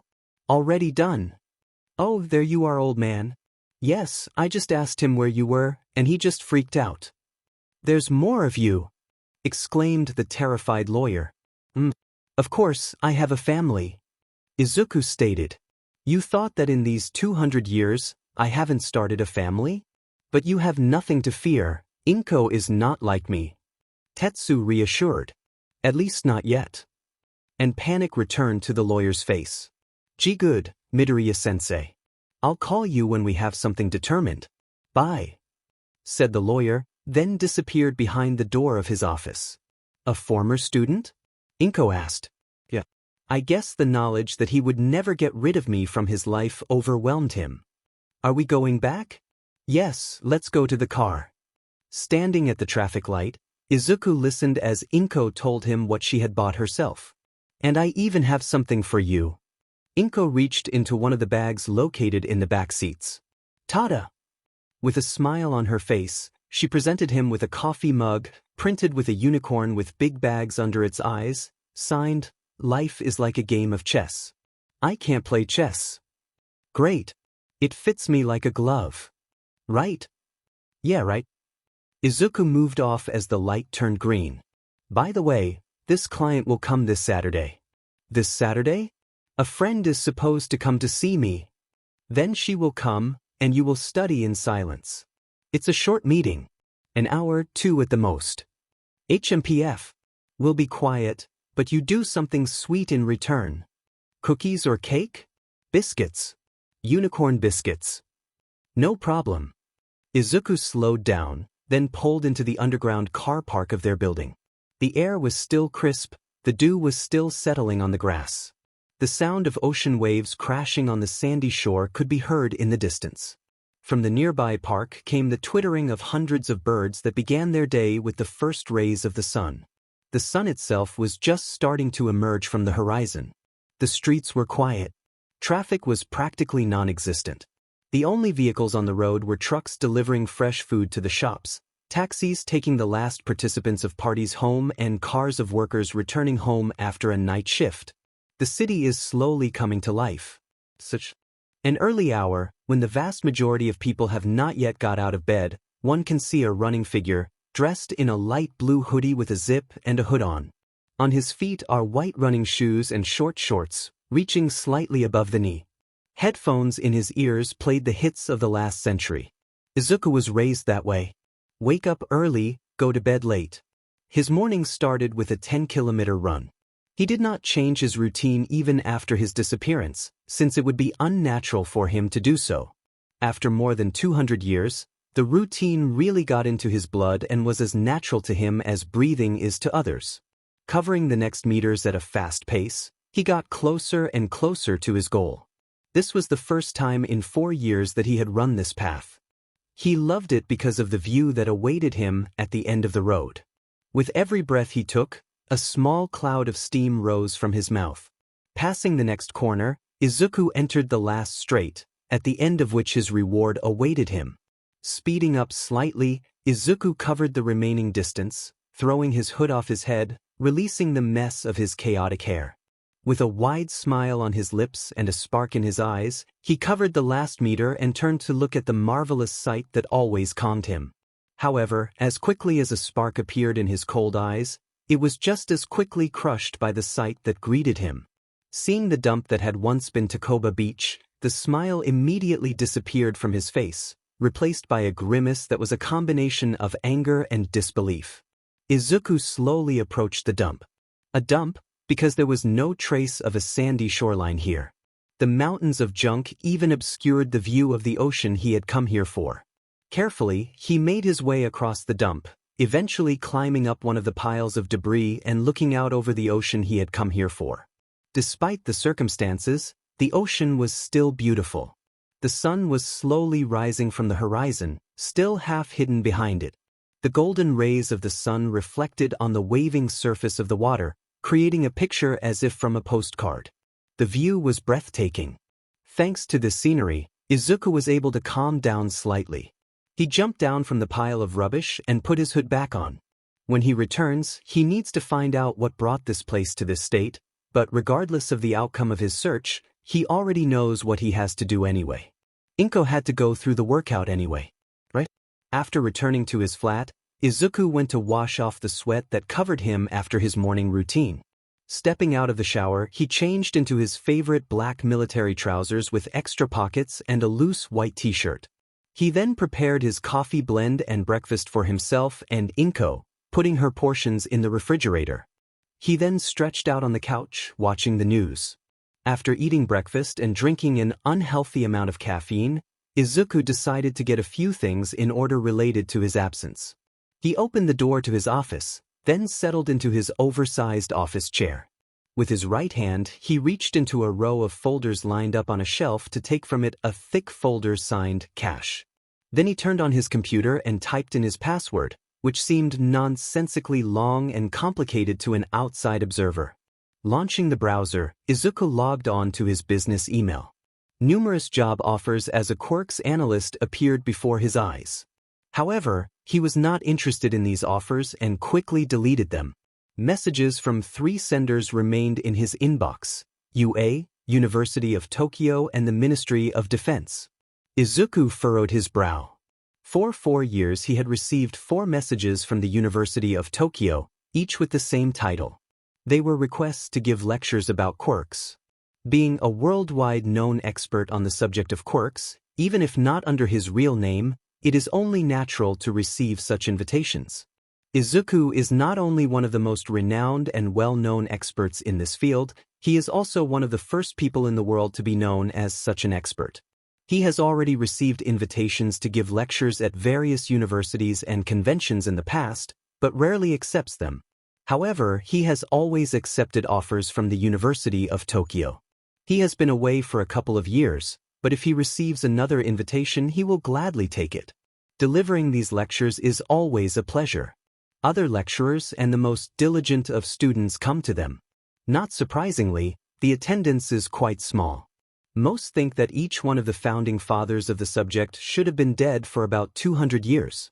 Only the greatest quirks enthusiasts are aware that one of the founding fathers is still alive. Although Izuku must admit that the makeup he puts on for safety is annoying. Moving on, Izuku looked through the emails from the UA. Most of them were sent a year ago and were about Izuku's re-employment at the UA, which had already been covered, so Izuku skipped the remaining emails. Lastly, Izuku left the worst. Opening the only email from the Ministry of Defense, which was sent just 2 months ago, Izuku was ready for the worst. Slowly reading the contents of the message, the eldest teenager had already started mentally putting together a response. The ministry once again wanted to use him for their dirty work. Izuku hated dirty work. He only did it to protect his family, but times were different now. He no longer has to be a soldier to protect what he loves. Now he has Nizu on his side and the many heroes he has personally trained and even more, but they are rather not so subtle means. Izuku simply ignored the message and moved on. He searched for his bank's website and tried to log in. The first account was rejected, so was the second, and so was the third. After a few minutes, Izuku gave up. All his accounts were suspended due to his absence, which means he has to go to the bank in person. Izuku hated paperwork. Izuku turned off the computer, put the folder back in its place, and left the office. From the table, he picked up a sticky note and a pen. He left Inko a note on the fridge and threw on his jeans jacket, put on his leather shoes and took the car keys off the hook. Leaving the flat and entering the lift, he chose the underground garage level. Izuku finally found a free parking space. Getting out of the car, he made sure it was locked and made his way up the stairs to the door. Despite the early hour, the door to the bank stood open for him after a slight push. Passing the security guard stationed at the front door, Izuku climbed another set of stairs and the lobby of the bank appeared to his eyes. The floor was lined with dark granite. At the center of the lobby, paved with stained stone, was the bank's logo. The walls were covered with dark carved wood up to an adult's waist. From the waist upwards, the walls were laid with black marble. At regular intervals stood engraved wooden columns in the same shade as the wall covering. On the walls were 2 large paintings of the Japanese landscape. The ceiling was located high enough to fit 2 more floors between the floor and the ceiling. The main source of light was a large skylight in the ceiling, located perfectly above the bank logo paved on the floor. Located directly opposite the entrance were rows of desks. Behind each of them was an elegantly dressed employee. Despite the early hour, someone was already running errands at most of the desks. Izuku walked the length of the lobby, taking a seat at one of the vacant desks. Behind the desk sat a young woman dressed in an elegant white shirt and a knee-length black skirt, her light blonde hair tied up in an elegant bun. For a moment, her blue eyes showed puzzlement, but it quickly disappeared. A wide smile appeared on her lips, exposing her blood-red lips. "Good morning, sir. What can I help you with today?" "Good morning. I would like to unfreeze my bank accounts, which unfortunately have been frozen due to my 4 years of inactivity." I understand your problem. Could I have your name and account number, please? Izuku Midoriya, the account numbers are. The blonde typed in the details given to her and turned to Izuku again after a moment, still not getting rid of her learned smile. Indeed. You have a private account, a business account, and 2 additional accounts set up in our company. All accounts are frozen due to years of inactivity on the part of the owner. Unfortunately, I will not be able to help you here. My competences are simply not sufficient. If you are willing to wait a few minutes, my supervisor should be able to solve your problems. Izuku sighed. I understand. I have no real problem with waiting. Very well, in that case, I will immediately inform my superior of your problem. Please wait behind the door located on your right. Only now did Izuku notice the dark, wooden door with golden handles blending into the wall. In that case, thank you for your help. Have a nice day. Also, I appreciate your cooperation. Have a nice day. Izuku got up from the chair he was sitting on and started walking towards the door. Before entering, he was checked by a security guard who took away his gun, explaining that these were the procedures. Izuku didn't like going without a weapon, but sometimes he has to let go. With a nod of his head, he confirmed that he understood what was being said to him and entered the corridor, which looked just like the lobby, except that the ceiling here was at a normal height. Izuku seated himself on one of the armchairs and pulled out his phone. He might as well use this time to find out more about the beach turned into a rubbish dump. At most 5 minutes passed and Izuku was invited to the manager's office where he was to explain his problem. Fortunately, this bank was used to numerous unusual customers, so the double ID verification was enough to regain access to his accounts. It took a little longer than Izuku had anticipated, but in the end he left the bank satisfied. Only to be quickly deprived of that satisfaction. Just after leaving the bank, a suited young man stuck to Izuku. He had an earphone in his ear. To the uninitiated, it looked like an ordinary wireless earpiece for listening to music, but Izuku knew that the small tab on the earpiece was used for medium-distance communication. How are you doing, old man? The stranger leaned all his weight on Izuku's small figure and put one arm around his neck. To outsiders, it looked like a meeting of friends. Izuku, however, was not happy about the encounter. What do you want, Brat? And get those hands off me before I break them for you. Izuku threatened, lifting the arm that had embraced him and putting it back in its place. What's so cold, huh? I'm not your enemy. I only came here because I'm new, and they told me to. As much as I respect you, I don't want too much to do with you. I'm just here to give you a message. The stranger explained, raising his hands in a gesture of surrender. Then be quick about it, little agent. It shouldn't surprise me that you know who I am. Generally, the Ministry of Defense wants to inform you not to ignore messages from them. We have already taken care of the matter, but you know very well that when we write to you, the situation is serious. Serious enough that you are needed, Colonel. The great Delta One himself.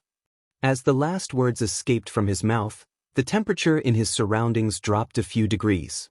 A moment later, the agent winced in pain after being struck by a fist that he barely registered with his eyes. At the same time, a voice rang out, loud as thunder and cold as ice. You call me that again, you will die, you mutt. Still wincing in pain, the agent muttered. That's why they sent me. It is better to lose a young agent than one with experience. Izuku deemed the conversation over and made his way to his car at an accelerated pace. Getting into it, he slammed the door. Then the growl of the engine roared and Izuku violently sped out of the car park. To say that Izuku was said is like saying nothing at all. Izuku was absolutely furious. It was bad enough that the modfuckers wanted something from him again, but they also sent him a cheeky brat who doesn't know how to keep his mouth shut, calling him by his code name. It was too much. Izuku wanted to forget. He doesn't have to do that anymore. Being Delta One is a closed chapter for him. It was why he helped to fund the UA, so that there would be no need for such missions anymore. So that the mod wouldn't make more people like him. In his irritation, Izuku speeded through the city like a madman, finally entering the expressway leading to Mizudafu, where he speeded up even more. Shifting into top gear, Izuku became a hazard to other road users. The roaring engine roared with all its power, announcing its arrival in the world of electric motors. Everyone made way for him. In the meantime, Izuku rolled down the window and lit a cigarette, which he kept for an emergency that just happened. Passing more cars, Izuku covered the road to Mizudafu at a record pace. The smoke he let out would instantly disappear outside the window, scattered by the strong wind. Rushing this way, he attracted uninvited attention to himself. A police siren sounded in the rear, and the lights of police were reflected in the rearview mirror. Izuku reduced gear and began to slow down, in search of a place to stop. Eventually, Izuku stopped at a car park about a kilometer away. An authority figure quickly approached his car. "Good morning, Osamu Teiko, badge number JP22137. Do you know the reason for your pullover?" The policeman only noticed his speaker. His reaction should not have surprised anyone. In a car worth thousands of dollars sat a teenager smoking a cigarette, his face covered with freckles and almost screaming his innocence, yet in his eyes one could see an abyss.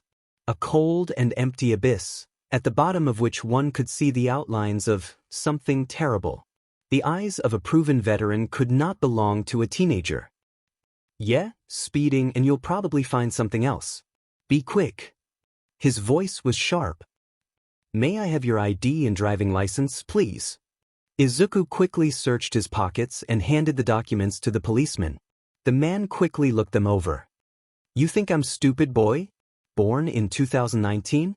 This is the worst fake I've ever seen in my life. Get off now." "Wait," said Izuku, reaching for the phone and picking a number. "Just get off. Your father's connections won't help you here," the policeman demanded. Izuku merely took a drag on his cigarette in response, which visibly annoyed the policeman. "You get off on your own now, or I'll help you," the policeman declared. "Use force and I will respond with force, and I don't think you will win."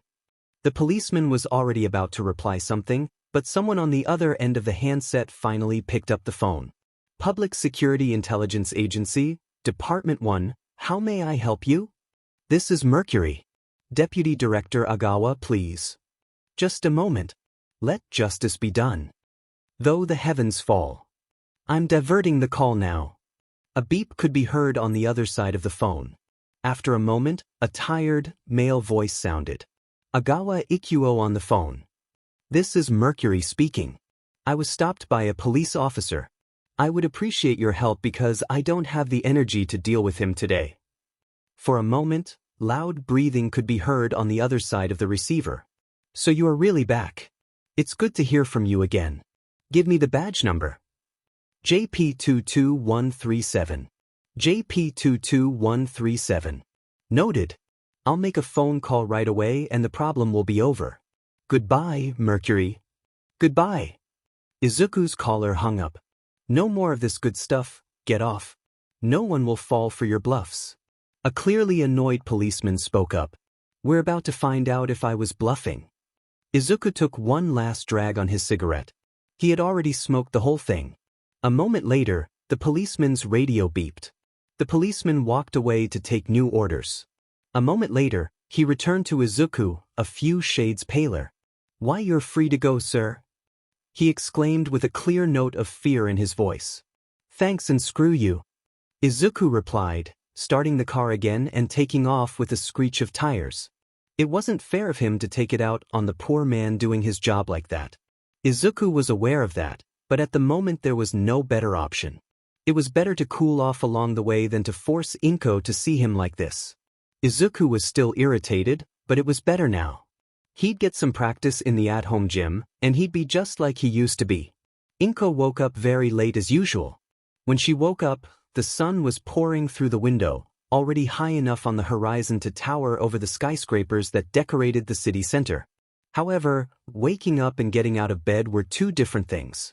Inko had to gather huge amounts of energy to finally free herself from the warm and cozy prison that was the bed. Placing her feet on the floor, she began to look around for her slippers, which she quickly found hidden under her desk. She quickly fished the unicorn slippers out from under the desk and began to walk out of the room, gracefully avoiding every obstacle in her way. After leaving the room, she headed straight to the bathroom to wash her face and then to the kitchen. Passing the living room, Inko raised an eyebrow, puzzled by the absence of her immortal guardian, who is usually watching the news or preparing some documents for the UA at this time of the day. Reaching the kitchen, Inko found a yellow note stuck on the fridge. From its contents, she learned that her grandfather would be back soon, and that food was waiting in the fridge. "Thanks, old man," shouted Inko to no one and quickly pulled the food out of the fridge. There was a small bento waiting for her in the fridge. A smile quickly spread across Inko's face as she sat at the table with the food made by her grandfather and a mug of hot tea. In her standard habit, she picked up the remote and turned on the TV.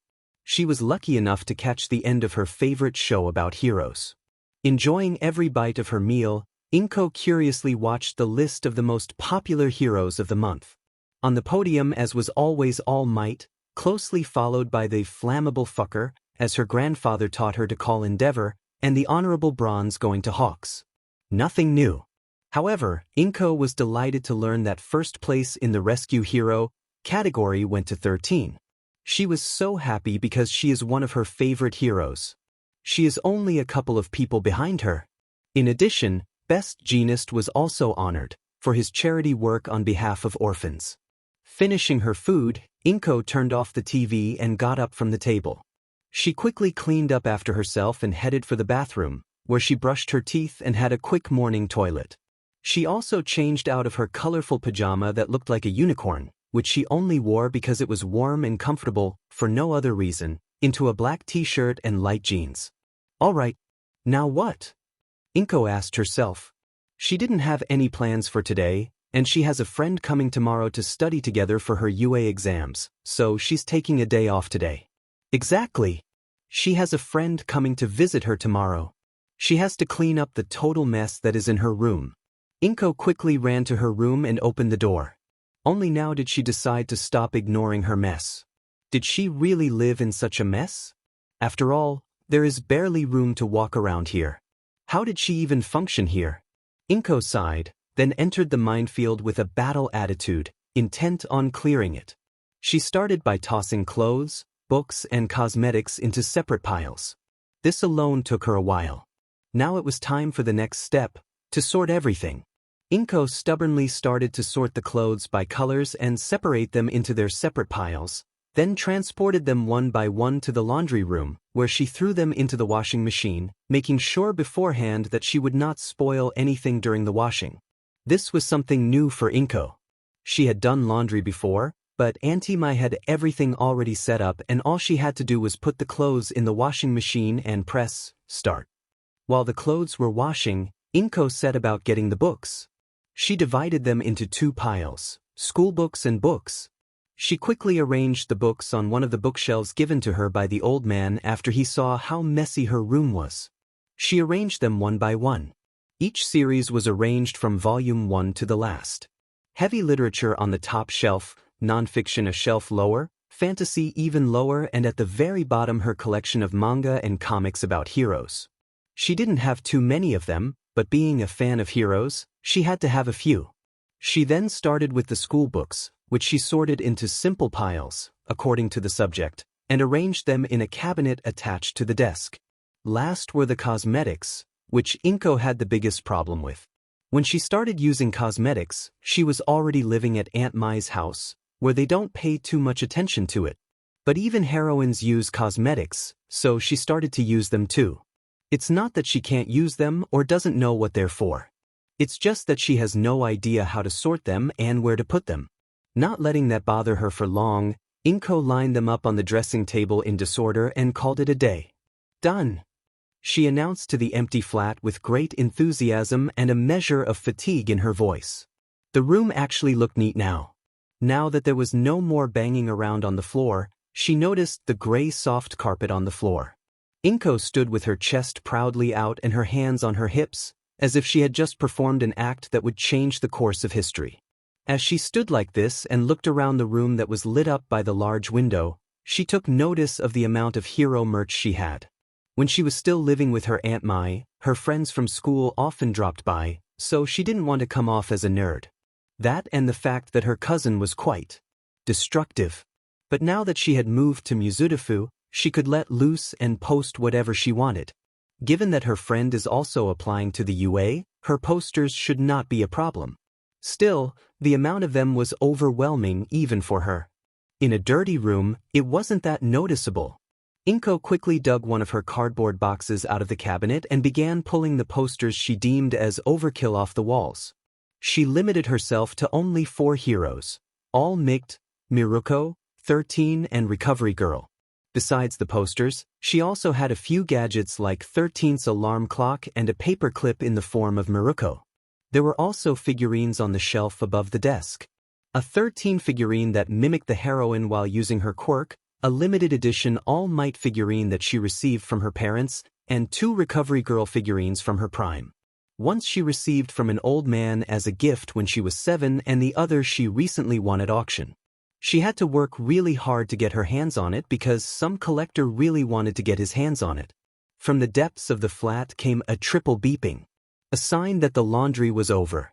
Inko quickly walked over to the laundry room and removed the clothes from the washing machine, then placing them in the dryer and putting another round of clothes in the washer. With nothing left to do but wait, she grabbed some snacks from the kitchen and sat down in front of the TV, looking for something interesting to watch. She flipped through the channels, occasionally eating peanuts. As she sat like that, through the open window, the loud roar of a familiar engine reached her, followed by the screech of tires. Inko was a little taken aback by her grandfather's fast driving, but she was not too concerned about it. A moment later the door to the flat opened violently. "What's so aggressive, old man?" "Bad day." "And what has happened again? Some wretch called you a child?" Inko asked ironically. "He called me, but differently." The green-haired man quickly passed her without looking at her and headed to his room. That much was enough for Inko to know that he was really set off. A moment later, he emerged dressed in a looser t-shirt and shorts. "I'll be at the gym." Inko watched as her generally calm grandfather angrily stormed up the stairs leading to the lower level of the penthouse. It really takes a lot to get him off balance, so Inko really wondered what had happened. She quickly made a decision and turned off the TV, rising from the couch. She set off for her room, but was stopped on the way by the washing machine, which had finished its work. She stopped the washing machine again and put on the last load of clothes. She quickly made her way to her room and changed into the workout outfit she had purchased yesterday. It wasn't very special, a simple 2-piece workout outfit, clinging quite tightly to her body, the color matching her emerald eyes. Leaving the room, she headed downstairs to join her grandfather. The sight that found her was quite interesting. Apparently her grandfather had started off handstand, skipping the warm-up, because he was already lifting the 220-pound barbell bench press. It's not every day you see a teenager lifting twice their weight. While it is true, we are talking about an immortal teenager who has probably been lifting weights for 2 centuries, it is still impressive. Inko slowly began to warm up. Just because her grandfather is some kind of FING super soldier and doesn't warm up before breaking the barbell bench press record, which many people would envy, doesn't mean she doesn't need to warm up. "What happened?" Inko asked, stretching. Her grandfather kept up the heavy lifting. "I met someone, that someone set me off, I was speeding through town and the police stopped me."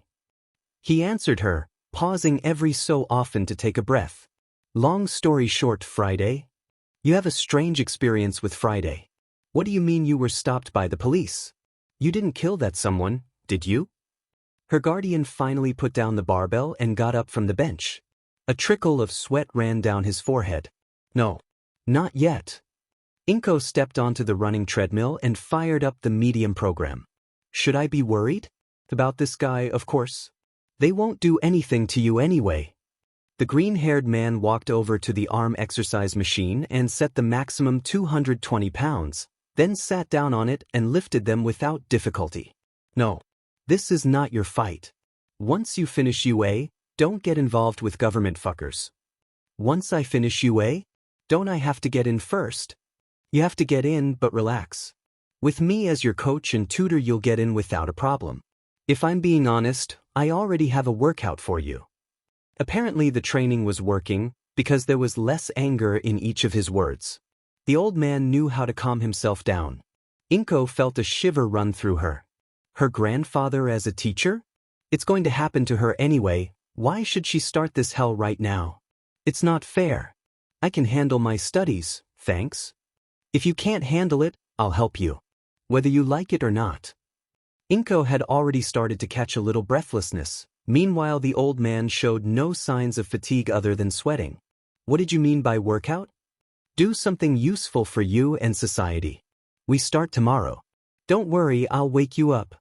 Inko already felt the tiredness she will feel tomorrow morning. I guess this means no more of sleeping late. Inko noticed that her guardian was starting to act more calm. Exercising was helping him, but talking to someone also helps, so Inko kept asking. What exactly made you so upset? Did he say something to you? For a moment, all that could be heard in the gym were the quiet sounds of Inko running and lifting weights. Then he spoke up with a question. Yes, he said something to me and I was reminded of the past. The past that I wanted to forget. For a moment there was absolute silence. The old man had frozen in the middle of lifting his weight, which was certainly not pleasant. If you want, I'll tell you someday. Someday. Not now. Inko decided not to press further and continued the conversation, avoiding topics that might upset her grandfather again. They practiced there until the afternoon rush hour, and her guardian visibly calmed down. Eventually, the green-haired man stood up and said he was going to go wash off the sweat that was coming off him like water after rain. Inko only managed to let out an affirming grunt, being too tired for anything more. How did this old man continue to walk after so much? Yesterday, Inko was barely alive after she decided to accompany him to exercise. He is grateful to her as much as possible for this, but Izuku would have managed on his own. In the evening, he had to call her out for dinner a couple of times before she decided to move from the couch, which she dropped weightlessly onto shortly after washing off her sweat. The caring part of Izuku screamed to let her rest some more, but was drowned out by the cries of his rational part, which told him that his offspring had to get used to overcoming her limitations and pushing on, despite the fatigue and pain. That's why he dragged her out of bed already at 5 a.m. despite the strain of yesterday. He pulled out because Inko strongly defended her right to sleep and refused to leave of her own accord. Inko needs to get herself into top physical condition and take care of her studies if she really wants to get into the UA. She doesn't have too many problems with her studies. Her online school is going great, despite her difficulties with maths. The issue is preparing her to survive the hell that is UA. Izuku knows well how to prepare her, but it takes willingness and cooperation on the part of the teenager to do so, and Izuku knows from experience that teenagers don't like his preparations. Well, no wonder. His preparations could just as well be used by members of the Special Forces. The training started now, that is on Saturday morning. At this moment Izuku was running a few meters ahead of his granddaughter, who was slowly running another kilometer, which would become a daily route for her from today onwards. It was quite chilly, so they were both wearing hoodies. Izuku his light blue one and Inko in her style, dark green with a combat unicorn patch on her forearm and the words Unicorn Air Force on her back, decorated with 2 white wings. Come on. We're already at 3/4. Only a little left. He motivated his granddaughter, who was apparently already out of breath. You are. Inko took a deep breath. Some kind of Terminator? No one can run such a distance and not even get slightly tired. Even more so after yesterday. You'll get used to it. Once you work up the stamina, a run like this will be a warm-up for you. Inko was breathing heavily, slowing down more and more. I believe it's in your dreams. I'm out. Inko exhaled, then slumped down on a nearby bench. Izuku just rolled his eyes and ran over to her. Okay, considering yesterday, today you get a discount tariff. With that, he threw Inko over his shoulder and slowly ran on, refreshed by the morning breeze. How are you even still moving? I'm used to it. Save your strength because you'll have something else to do, he announced without stopping. A moment later, Izuku gently put Inko down on the concrete breakwater and snapped in front of her eyes to wake her up from the sleep she had somehow managed to fall into while thrown over his shoulder. As Inko slowly came back to life, Izuku poured her coffee from a thermos and served it to her. Inko accepted his offer and began sipping the steaming liquid. Bitter but good. So that's what it is, it keeps you awake. Well, not exactly that because I drink something much stronger, but yes. Coffee helps. Now that you've woken me up, taken me out for a run, and made coffee, can you please explain to me what we're doing at the dump? Izuku looked at the beach he once loved so much. For training purposes. You may not believe it, but underneath that pile of rubbish is a beach. In addition, a beach with a beautiful view. Inko looked at the beach, apparently looking for signs of sand. A beach? Here. Sit. Now drink faster because we have to get on with the cleaning. There are 10 months left before the entrance exams. During these 10 months, you will run this route every day, and we will clean Takoba Beach. In 10 months, this beach will be clean. Yesterday, I wrote with the city hall, and they put a container here. Izuku knocked on the metal waste container a few times. So get to work. Inko steamily looked once at him and once at the beach before she spoke. But are we going to get some kind of excavator? At that, Izuku pulled 2 pairs of work gloves from his pocket. Nope. We'll handle everything with muscle power, declared Izuku with a sadistic grin on his face, displaying his biceps. I hate you. Inko said those words and had already put on her pair of gloves, then started walking towards the dump. Izuku followed her, and they began to slowly reduce one of the mountains of rubbish. Izuku turned around a few times, feeling someone's gaze on him, but he didn't see anyone. Apparently his paranoia is giving him a hard time. Who would be watching them at 6 a.m.? Meanwhile, a living skeleton was looking at a boy he had seen a few days ago. The boy must have been going through a lot, because he sensed the eyes on him. Fortunately, he managed to hide. He encountered the boy by coincidence. He just wanted to see the old beach where he used to spend time to think about a few things. He picked up something about the UA, so it was possible that he would meet the boy again, and maybe his sister. Since he's voluntarily cleaning up the beach, he really has a heroic soul. Izuku felt someone shaking him. He let out a sleepy hum that could be translated to 5 more minutes, but the shaking didn't stop, quite the opposite. Hands gripped Izuku's shoulders and started shaking him back and forth until Izuku opened his eyes. The first thing he saw when he woke up was a middle-aged man with an impressive mustache and bushy eyebrows. Old scars were visible on his face, bags under his eyes, wrinkles on his forehead, which were the result of stress. No wonder everyone here had them, bigger or smaller. Everyone except Izuku. Wake up, Porphyrion.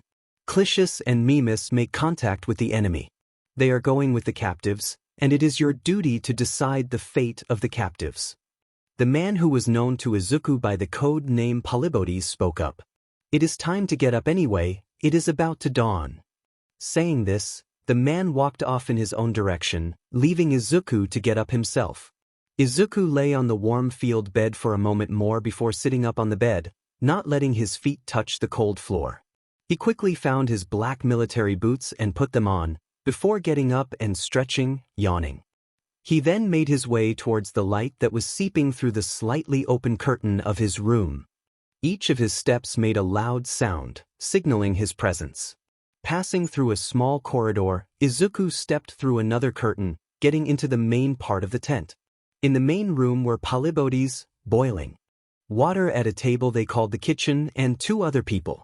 Sitting in a chair, listening to the radio, was a young brunette, dressed in thick winter military trousers, with the same boots Izuku had on his feet, and a gray t-shirt, and known to everyone as Enceladus. At another table, sat a tall blonde woman with short hair piled behind her head. She was dressed the same as Enceladus, and stood out because of the bony spikes coming out of her arms, legs and spine. The reason for the spikes was her quirk, for which she was bullied. The spikes were quite dangerous, as she could extend them to a maximum of 1 meter. Alcyonius herself was currently cleaning her rifle, which was laid across the table. Enceladus and Alcyonius noticed Izuku and greeted him with a lazy salute, then returned to their activities. Izuku walked over to the hangar and took off his military jacket, which he then put on and sat down next to Alcyonius. A moment later, Polybotes placed a coffee in front of him, which Izuku gladly took. The coffee was disgusting, but such were the conditions here. "What time is it?" asked Izuku while sipping his coffee. 0537 exactly, sir. Enceladus reported. For those not familiar with military time, 5:37 a.m. How exactly did Clitius and Mimas make contact with the enemy? They went on their regular patrol at 0500. At 0513 they relayed a message about lights crossing the snowdrifts and were instructed to keep their distance and observe. At 0521 hours they confirmed an enemy encounter. 3 men, one armed with a 9mm pistol, were instructed to take prisoners. At 0526 hours they disarmed and secured the enemy. They were instructed to proceed to point number 3 and await further orders. At 0535, they arrived, after which we decided to wake you up. What are further orders, sir? This detailed report was given to him by Enceladus, reading everything off the sheet. Izuku processed the information in his head for a moment, then drank the rest of the shitty coffee in one gulp and got up from his seat. Wake Orion up and have him get dressed. Orion, Alcyonius and I are going to them. Enceladus, relay the information. Polybotes, prepare weapons. Proceed. He was answered by a loud, "Yes, sir," coming out of the mouths of everyone present in the room. Izuku himself headed for the locker and pulled out a thick, hooded winter jacket, white, making them almost invisible in the snow. From it, he also pulled out equally thick and white trousers, gloves and boots, into which he changed. Next to him, Alcyonius was changing into her clothes. A moment later, Orion's short-shaven head emerged from the corridor from which Izuku had come. He threw them a look and grinned widely, exposing the white and sharp as hell fangs that were also obviously part of his quirk. Orion joined them and began to dress. Izuku put his helmet on his head and started walking towards the exit of the tent, and he could hear the footsteps of Alcyonius and Orion following behind him. 3 rifles and 4 spare magazines prepared by Polybotes were waiting in front of the exit. Each member of the expedition made sure the weapons were loaded and secured, then they jammed the spare magazines into dedicated pockets in their uniforms. Everyone ready? Izuku asked, looking at his comrades in arms. The 2 nodded their heads affirmatively and Izuku unzipped the first curtain, with which was a small room that all 3 of them entered. When the first curtain was closed again, Izuku opened the second and stepped out. Outside there was a gigantic frost, reaching -30 degrees Celsius, -22 degrees Fahrenheit. The sun had not yet risen, so all that could be seen were the lights of the citadel. The citadel was about 10 kilometers away, and yet it was gigantic. Lamps illuminated the top of each of the 5 towers that crowned the fortress's massive walls. The building has only recently acquired the name of Citadel. The fortress was a Quirks research center and the last bastion of the politicians who sponsored its inhuman research. With the fall of the Citadel, the Great Quirks War would also end. The fortress was impenetrable, with its own power supply and reserves sufficient for decades, walls too thick for artillery and air defenses too tight for bombers and missiles. All it took to end the Great Quirks War was to destroy this fortress. A few thousand people were hiding in it, including hundreds of politicians who brought society to this state.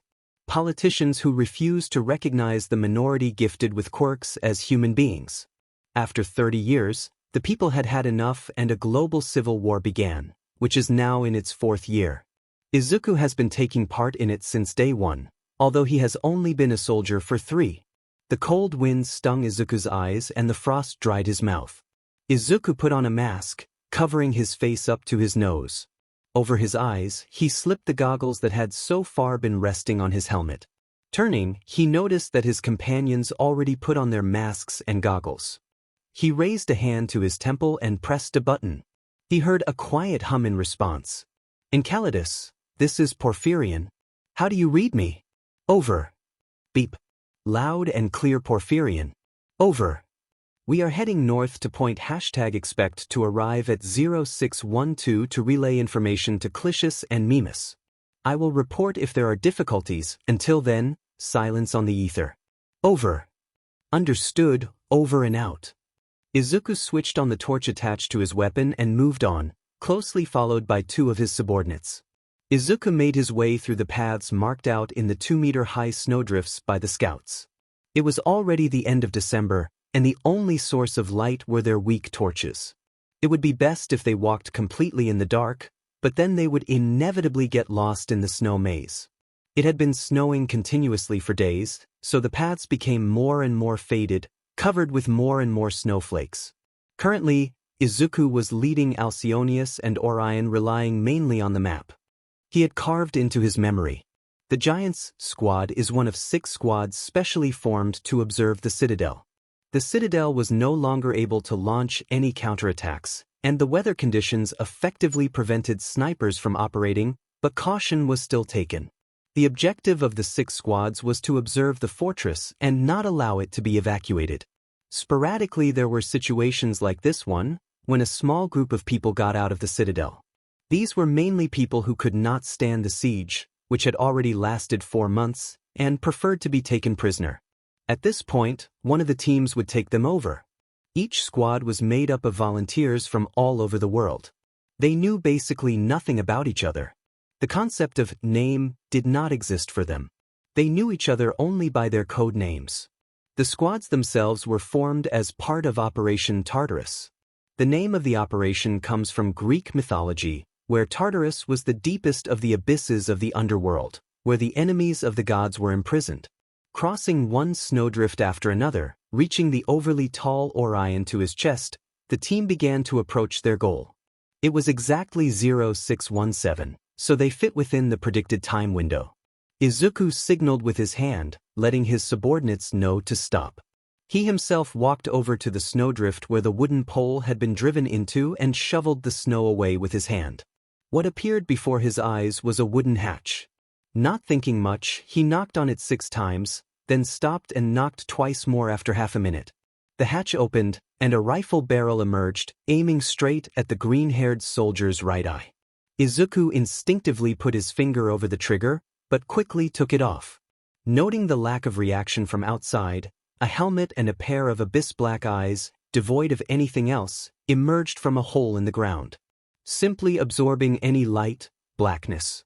Those eyes belonged to Clitius, who, upon seeing the familiar uniforms, secured his weapon, accompanied by a metallic click, and disappeared underground without a word. Izuku flipped his weapon onto his back and climbed the wooden ladder, then stepped down. Point number 3 was no different from the other points. In total there were 18 such dugouts, 3 for each team. They were nothing special, just an extra hiding place in case of a raging blizzard or enemy fire, but they often also served as a temporary internment camp for Citadel prisoners of war. Downstairs, despite his short height, Izuku had to bow his head as he walked through the short corridor connecting the entrance to the main part of the dugout. Entering the only room in the dugout, Izuku straightened up and removed his goggles and mask from his face, then removed his helmet as well, putting it down on the table where 2 other helmets and a 9mm pistol without ammunition, probably confiscated from the captives, rested. The dugout was supported by a pair of wooden pillars, set against the walls, and one large one in the middle of the room. There were a couple of chairs in the room, arranged around a portable electric heater, connected to a car battery. On one of them sat Mimas, a bald, heavily built man with a red beard and skin resembling metal. He looked up at Izuku and smiled broadly. "Welcome to point number 3. Please make yourself comfortable, Porphyrion." A moment later, a hand struck his metal head, leaving a black mist in its path. That hand belonged to Clitius. "Address your higher-ups with respect, Mimas," Clitius said, then turned to Izuku and saluted. "Sorry for him, sir." Clitius was quite official, but everyone had got used to it by now. "The higher-ups? This kid is your commander." An unfamiliar voice spoke up, speaking in broken English with a distinct Eastern accent. Izuku looked at the man who was tied to a large pillar in the middle, along with his 2 companions. They were tied with their hands up. From his appearance and accent, Izuku concluded that he was from the Mongolian area, perhaps northern Manchuria. To his left was a man around 30, with dark hair and eyes, listening to the conversation without understanding in his eyes. He probably did not speak English. To his right, on the other hand, was an old man, about 60, with a bald spot on his head and a white apron sticking out from under his jacket, which caught Izuku's attention. A scientist? I don't think he knows what fate awaits him here, Izuku thought. The Citadel scientists were rotters, criminals of human rights. Taken alive, they awaited trial and probably the death penalty or life sentence. Porphyrion walked up to the man and pulled out a knife, located at his belt, then pressed its tip against the man's jaw, the man trying to move as far away from the blade as possible. "Yeah, I'm in charge here. Any problem? I mean, after all, you're researching quirks, and you should know that I can look however I want." The man visibly turned pale. I have no problem, sir." "That's better." Izuku tucked the knife into its scabbard. "Clicius, don't point out who's in charge here. Mimas tried to hide my rank." "Sorry, sir." Izuku sighed. "All right, to what do we owe your visit, gentlemen? We just had enough. Every day on they say that help will come soon, that things will get better soon, and all we hear is the rumble of artillery shells crashing through the walls.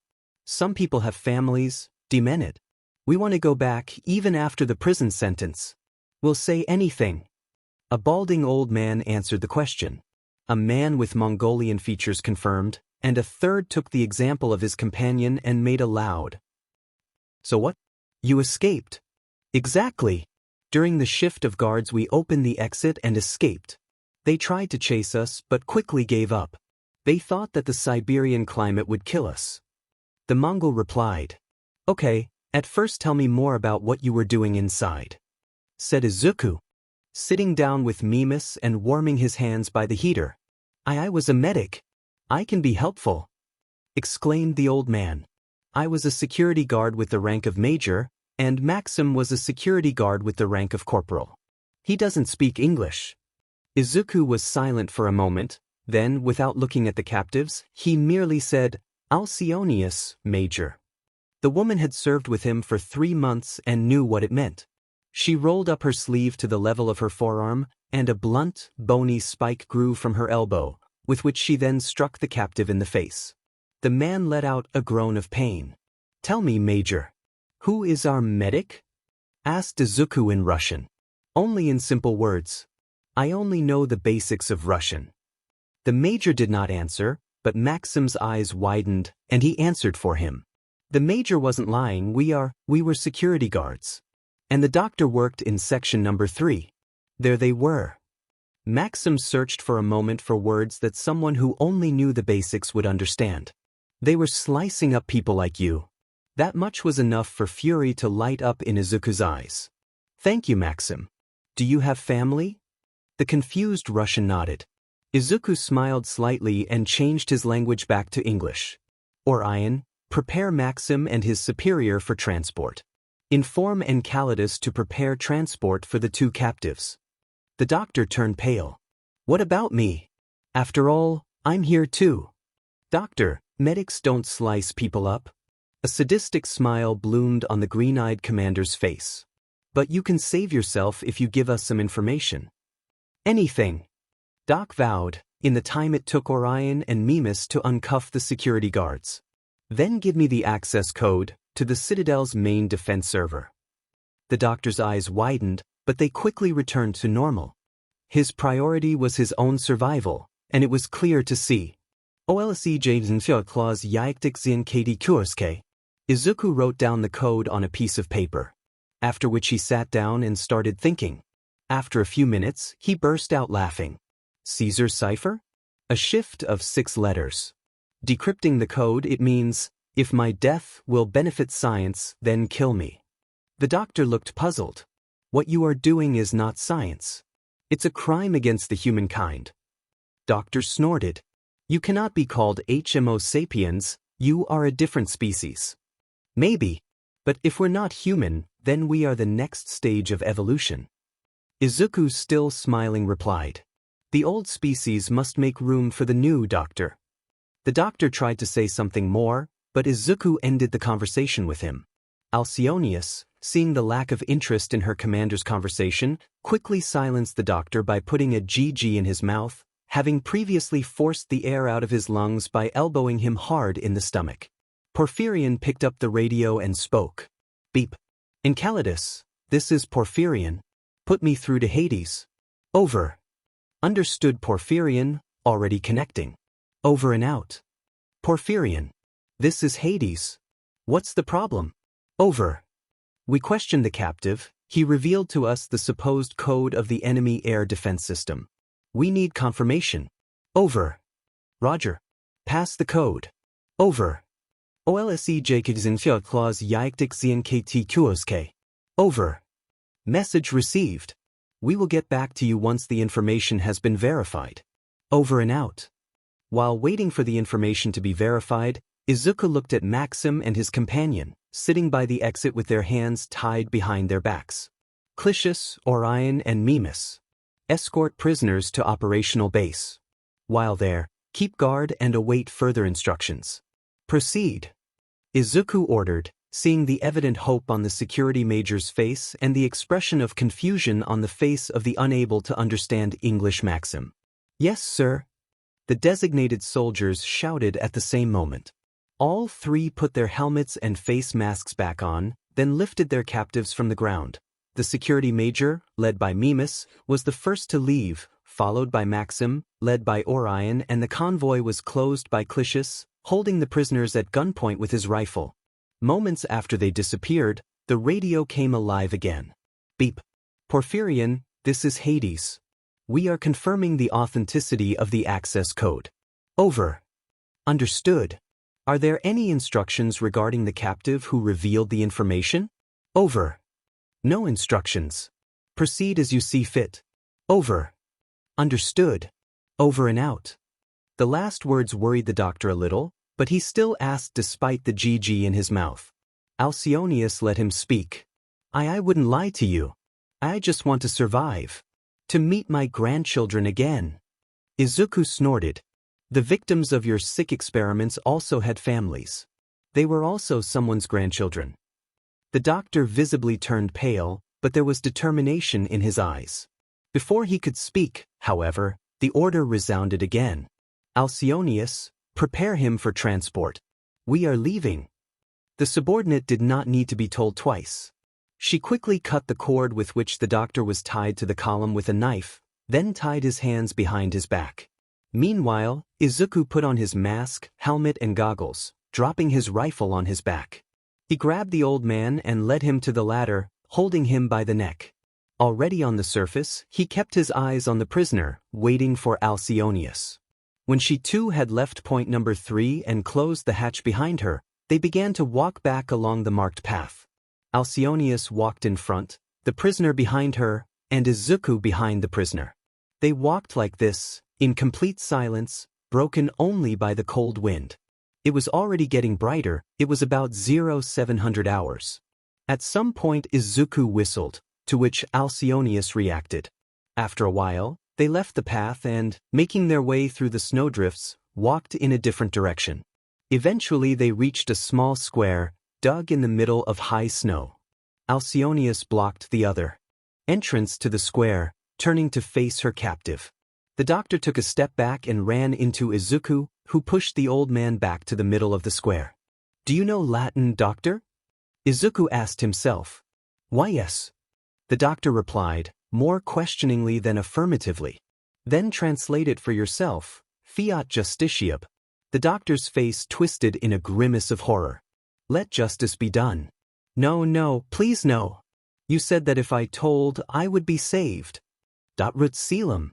They completed the Latin phrase simultaneously.